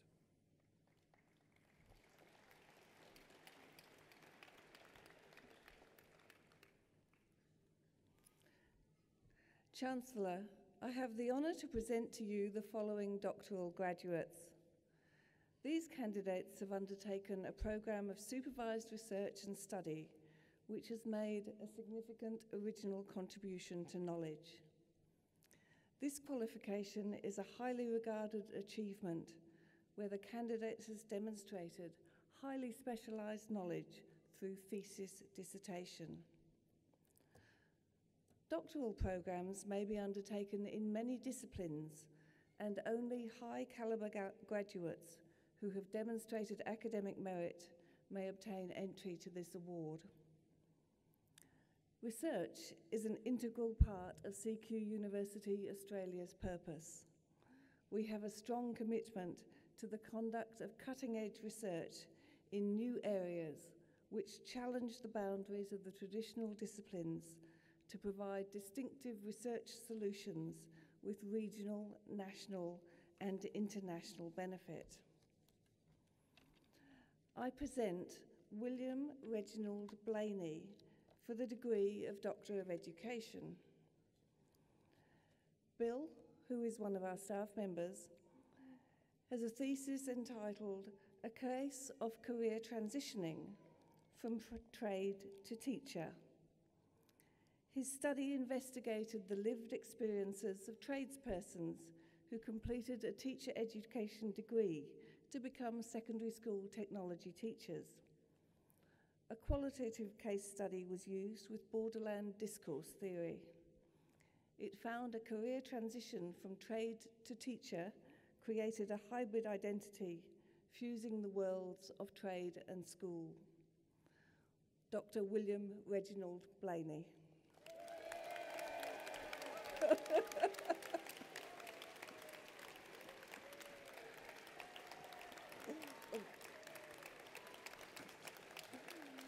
Brought the house down.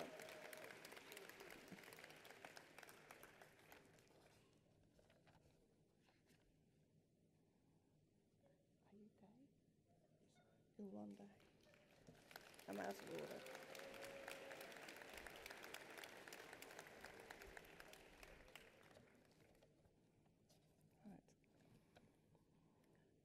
I present Ronald William Day for the degree of Doctor of Philosophy. Ronald's thesis title is Preventing Design Error in Control Room Systems, a Human Factors Approach. Dr. Ronald William Day. I haven't got that. You lift the forward?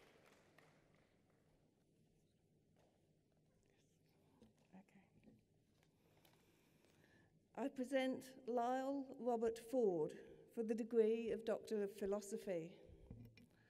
Lyle's thesis title is Role of the Road Network in the Development of Far North Queensland, 1860s to 1960s. His thesis describes the historical development of the Far North Queensland Road Network. It demonstrates it was shaped by the individual initiative of road builders and users, technological innovation, and political compromise at local and Queensland government levels.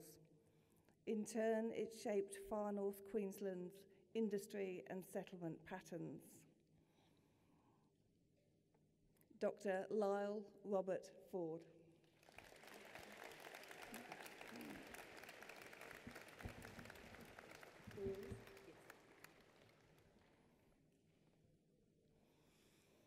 I present Louise Ann Hawkins Waters for the degree of Doctor of Philosophy. Louise's thesis title is Drawing on Knowledge to Plan, Activity Theory to Aid Facilitators' Knowledge Articulation. This research generated data using an innovative research methodology using activity theory constructs. It explains how facilitators externalise knowledge as they engage in the planning process. Major outcomes included the innovative research methodology and the development of a theoretical model of reflective temporal knowledge. Dr. Louise Ann Hawkins Waters.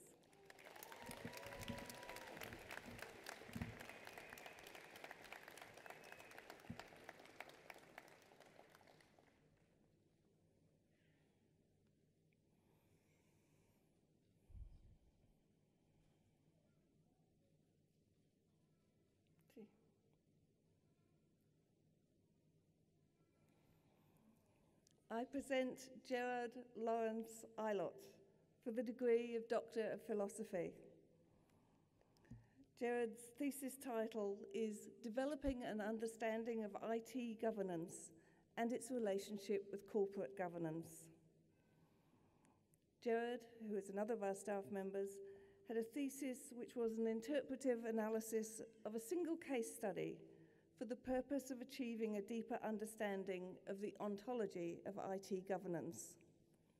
The works of the French philosopher Michel Foucault are used to analyse a case of a major information system implementation and to construct a theoretical framework for the analysis of IT governance. Dr. Gerard Lawrence Ilott.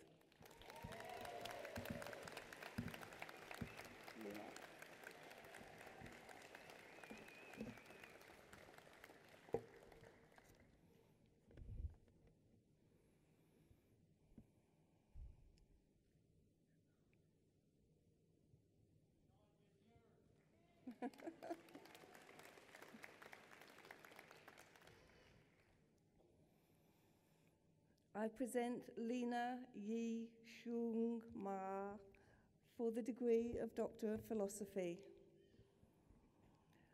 Her title was What is the Meaning of Quality of Life for Older Adults? The aim of her research was to explore and explicate the meaning of quality of life as described by older adults. Findings from this study extend the scientific base of nursing and enhance understanding about the meanings, relationships, hopes, and values that link to their experience of quality of life. Dr. Lina Yi Xiong Ma.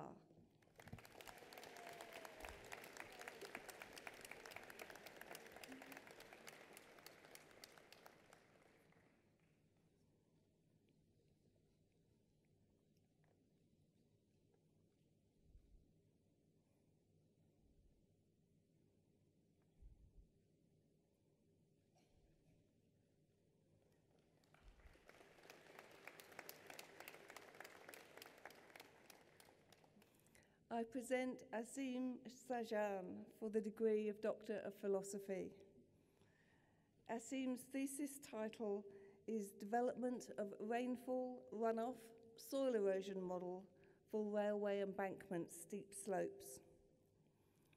A numerical model was developed for the prediction of rainfall runoff and soil loss from railway embankment steep slopes, having different grass cover percentages. Field trials were carried out to calibrate the model parameters. The model predictions matched the observed very well, with 50% of grass cover causing over 90% of soil loss reduction. Dr. Asim Sajjan.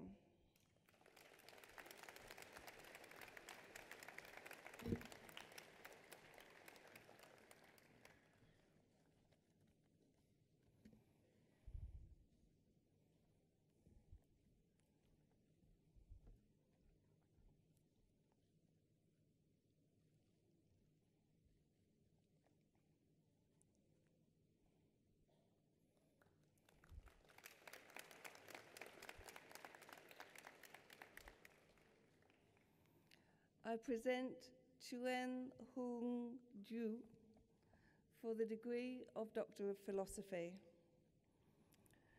Her thesis title was Transnational Motherhood, Chinese Mothers' Lived Experiences in 21st Century Australia.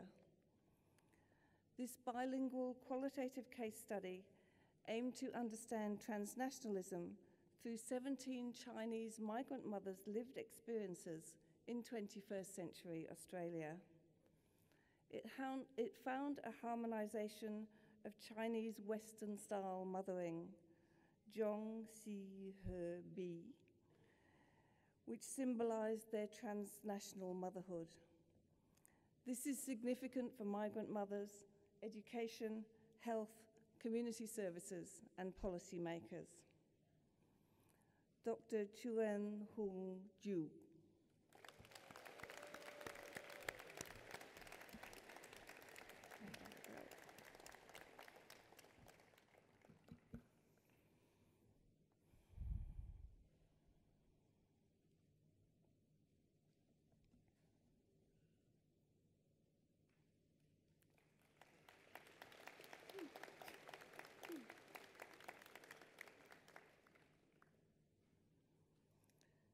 Chancellor, that concludes the presentation of doctoral graduates.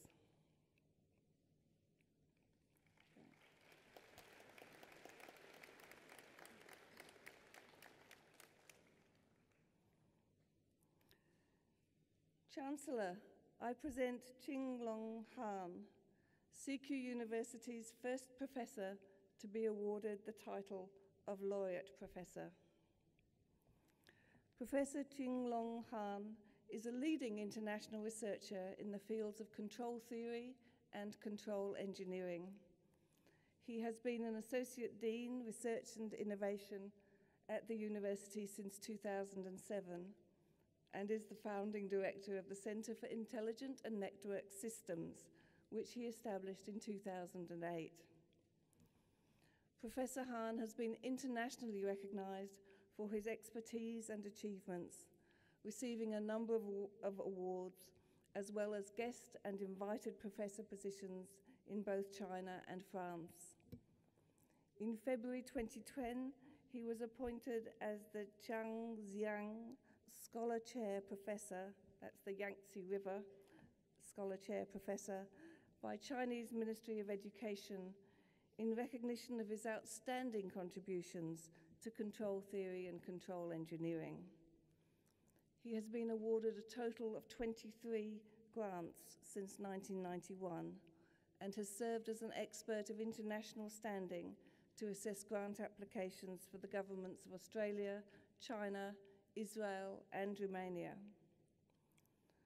Professor Han has an impressive portfolio of publications, including 226 refereed papers. Since joining CQUniversity, he has published 104 fully refereed articles in high-quality journals, including 9 of the university's top 10 most cited journal articles in the ISI Web of Science, and 13 of the university's top 20 most cited journal articles in Scopus. Overall, Professor Qinglong Han's work has been cited more than 5,400 times. He is also an editorial board member for 7 international journals and a reviewer for 28 professional journals. Professor Han's research made a significant contribution to the university's highest ERA ranking score in 2012, where mathematical sciences and applied mathematics were ranked at ERA 5, which is well above world standard. In addition to his significant contribution to research, Professor Han has more than 15 years teaching experience and has been involved in a range of teaching initiatives at postgraduate and undergraduate levels. He has supervised 13 research higher degree students to completion. Qinglong Han's achievements and contributions to his field and to the university are outstanding, and he has played a significant and sustained leadership role in building the university's research profile and capacity. It is on this basis that the university proudly awards Qinglong Han the title of Laureate Professor.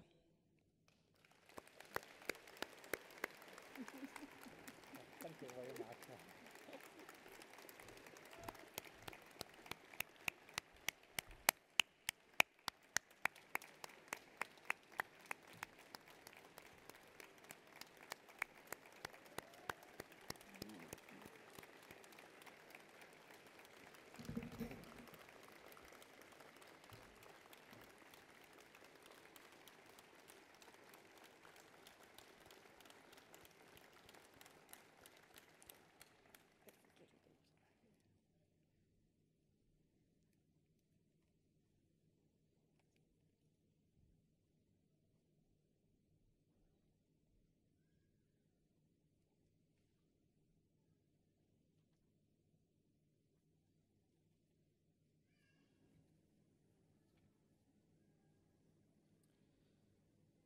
Ladies and gentlemen, I invite the University Secretary, Ms. Jenny Roberts, to present the honorary award recipient. Chancellor, I present Mr. Yoshitaro Iwazaki to be conferred with the degree of Honorary Doctor of Business.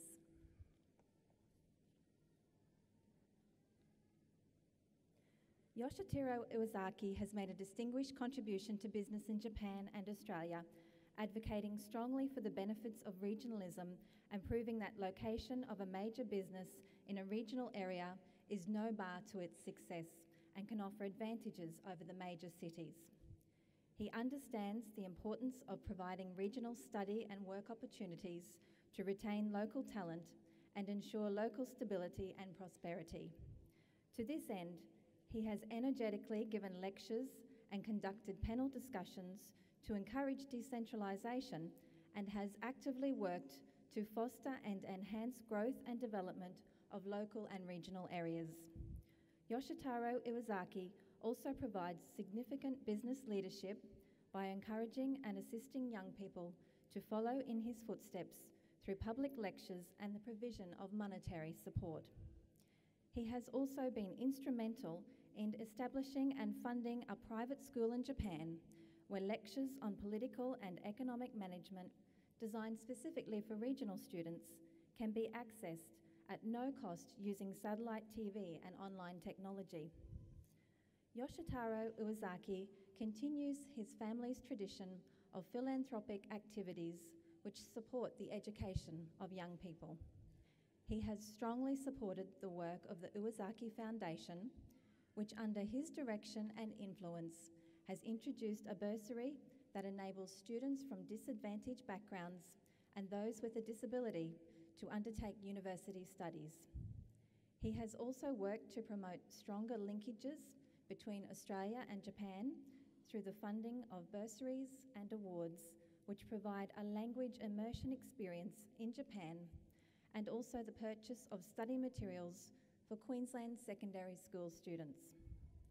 Yoshitaro Iwazaki's achievements as a business leader and his championing of the value and importance of education and regional communities are inspirational and exemplify the qualities that this university holds in high esteem. On this basis, CQUniversity confers on Mr. Yoshitaro Iwazaki the degree of Honorary Doctor of Business.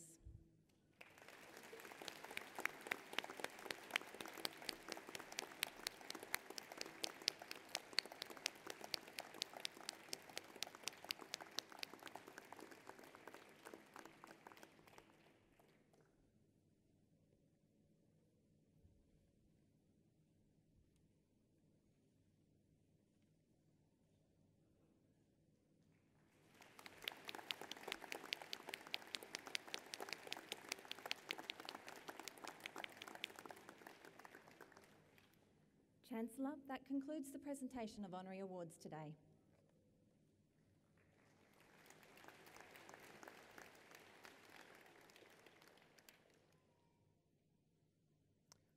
Ladies and gentlemen, I call upon Samantha LaGrady to deliver the response by the graduates' representative.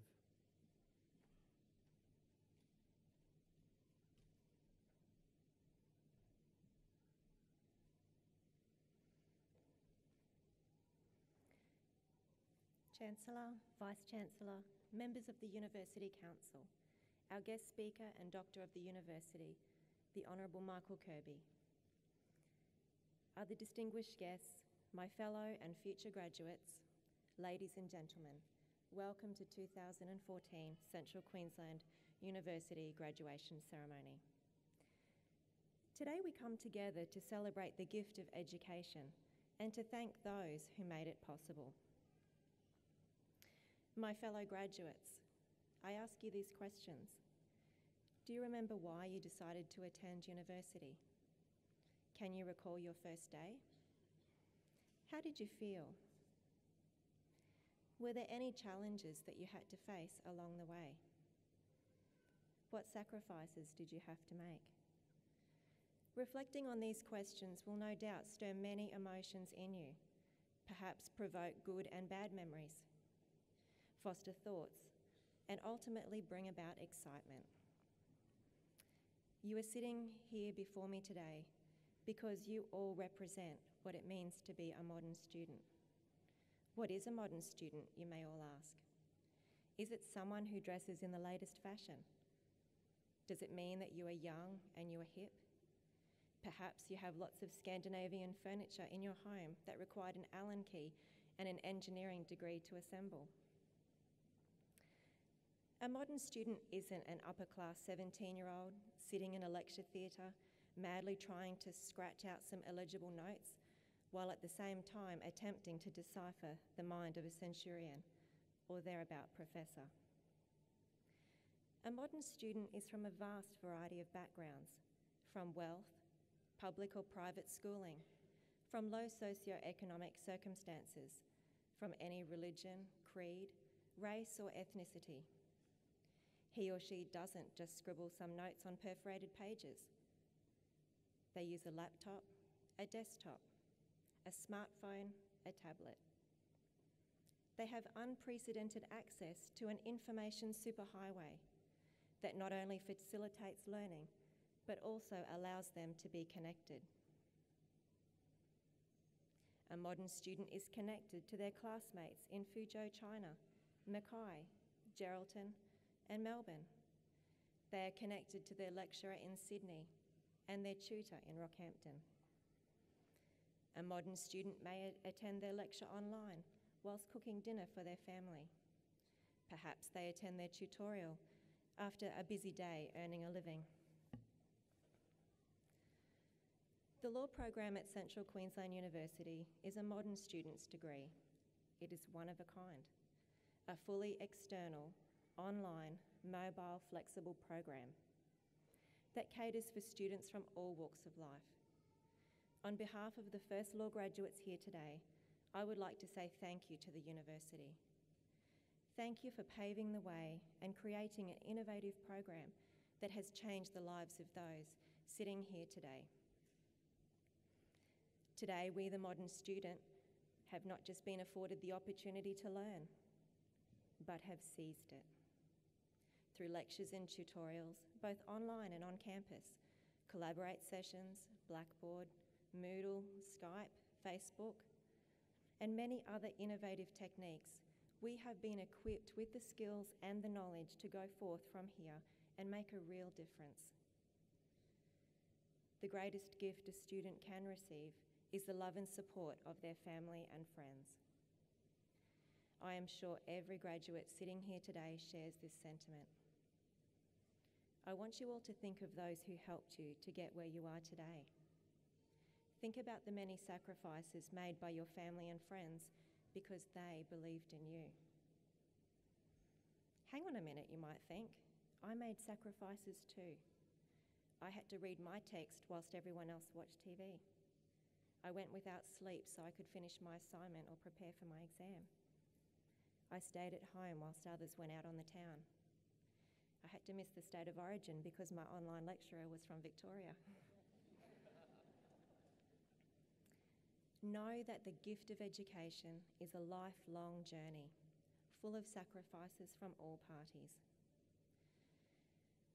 Fellow graduates, today I ask that you let your guard down and to savour this moment. Please enjoy the celebrations with your family and friends. Share your stories of success and be proud of your achievement. In closing, I would personally like to thank my children, family and dear friends. Without your love and support over the last 3 years, I would not be standing here today.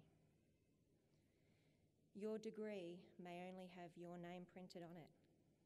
However, you must never forget all those who sacrificed, supported, loved and cared for you, because without them you would not be here today.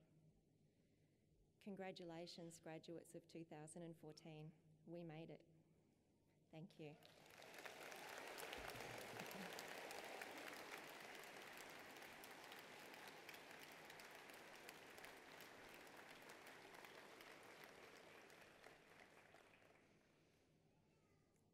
On behalf of Central Queensland University, I would like to present this gift to the Honourable Michael Kirby.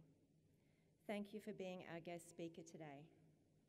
We are so incredibly fortunate to have such a great man and Australian to take interest in the current generation and the next. Personally, you have been an inspiration to me and have made me want to fight for justice and fight for those that cannot fight for themselves. We are forever grateful for your commitment to Central Queensland University. Thank you.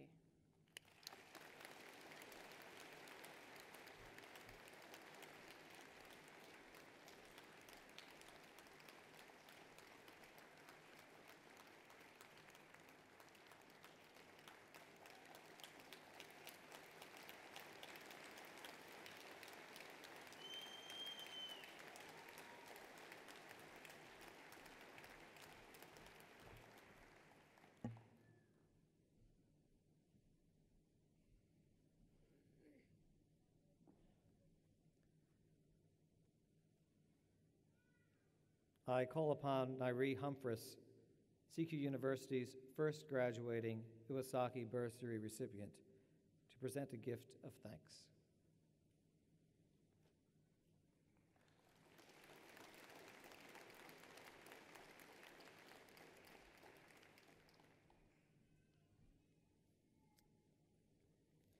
On behalf of the bursary recipients, I would like to extend our appreciation and gratitude to Mr. Iwasaki for his generosity. He has provided us with the opportunity to pursue our educational and future career pathways. Without this opportunity, we might never have been able to pursue these aspirations. I am positive future recipients will find it as beneficial as we have. Thank you.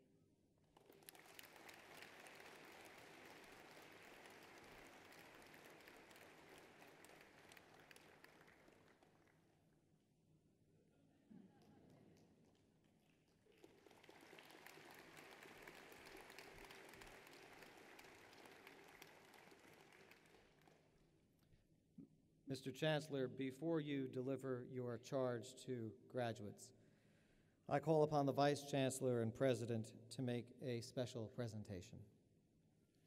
Mr. Chancellor, around about 5 years ago when I started at this university, you said that you were a tolerant person but didn't like surprises. I'm afraid I've given you a few surprises in the last 5 years, and this is another one, but I am hoping that you are a tolerant person. I'd like to say to Michael Kirby, following in the wake of the Communist Party of Australia and the Age newspaper, you were wrong. You said that you were giving the last lecture to our students and the last bit of pain, but in fact that falls to me to give them one more lecture and one more bit of pain. And I propose to give a lecture on contemporary history, and history that took place around about 10 years ago, in fact 10 years to the day, when many of you were just starting or thinking about starting high school. 10 years ago, the Summer Olympics took place in Athens, Greece. Yasser Arafat died. The Ukraine presidential election was declared fraudulent. I guess nothing changes in some parts of the world. Martha Stewart was sentenced to 5 months imprisonment for insider trading. Facebook was launched. Can any of you think of a world without Facebook? Qantas launched its domestic airline, Jetstar. And this one amazed me. Tasmania's Mary Donaldson married Frederick, the Crown Prince of Denmark. That was 10 years ago, believe it or not. And 10 years to the day, on the 6th of March, our Chancellor became the Chancellor of the university. And we were doubly lucky. We got Rennie Fritchie as our Chancellor, but we also got Nolene Fritchie as his partner. And I'd like Nolene just to come up on stage and stand with Rennie, as she's done so many times. Rennie, your time as Chancellor of the University has been nothing short of astounding.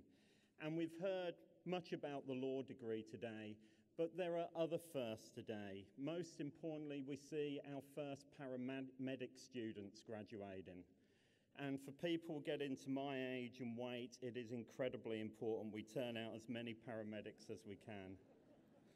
Today, we also saw our first medical science nutrition graduates, our first medical science clinical investigation science graduates, our first medical science pathology graduates graduated, and I congratulate all those students for being the first students to graduate.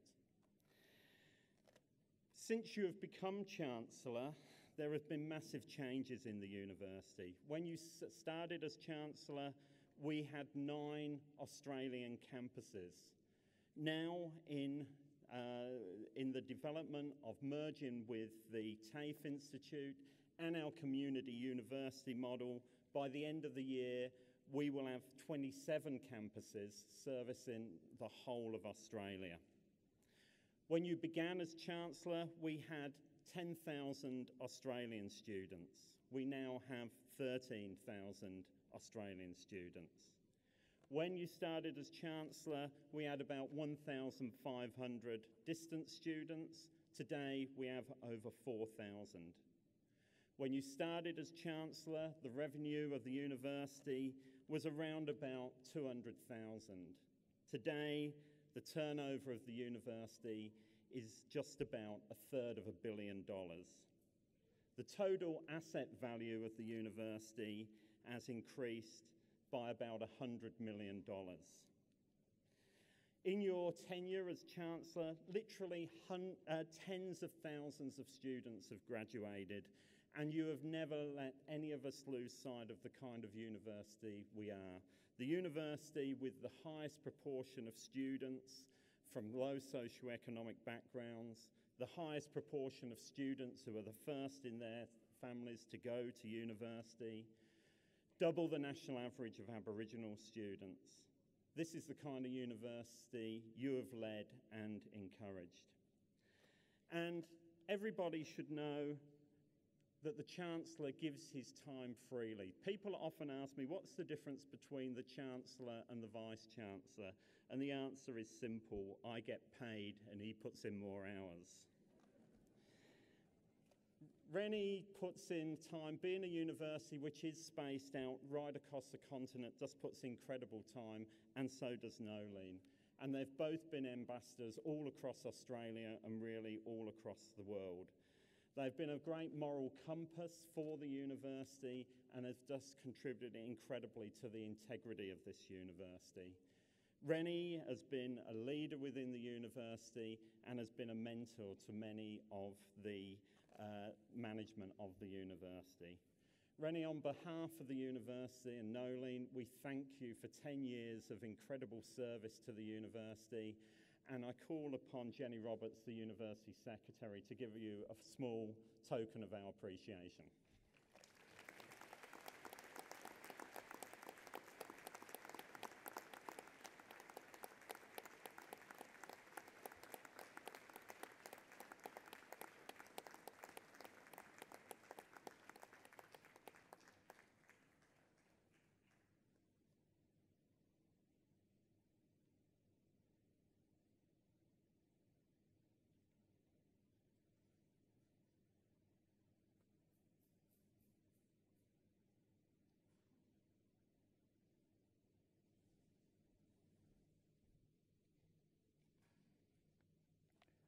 Ask all new graduates to please stand.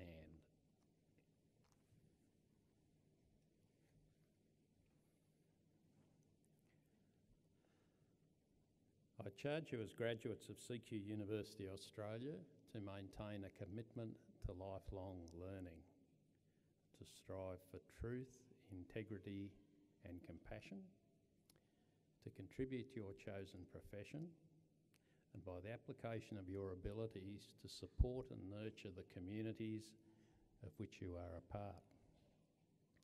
May your awards bring honour to your university and to yourselves. Good luck.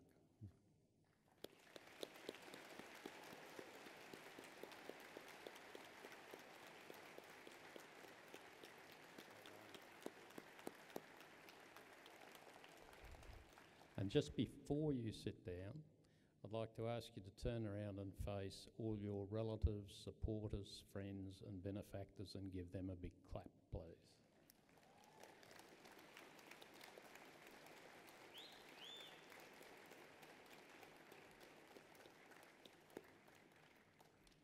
please be seated.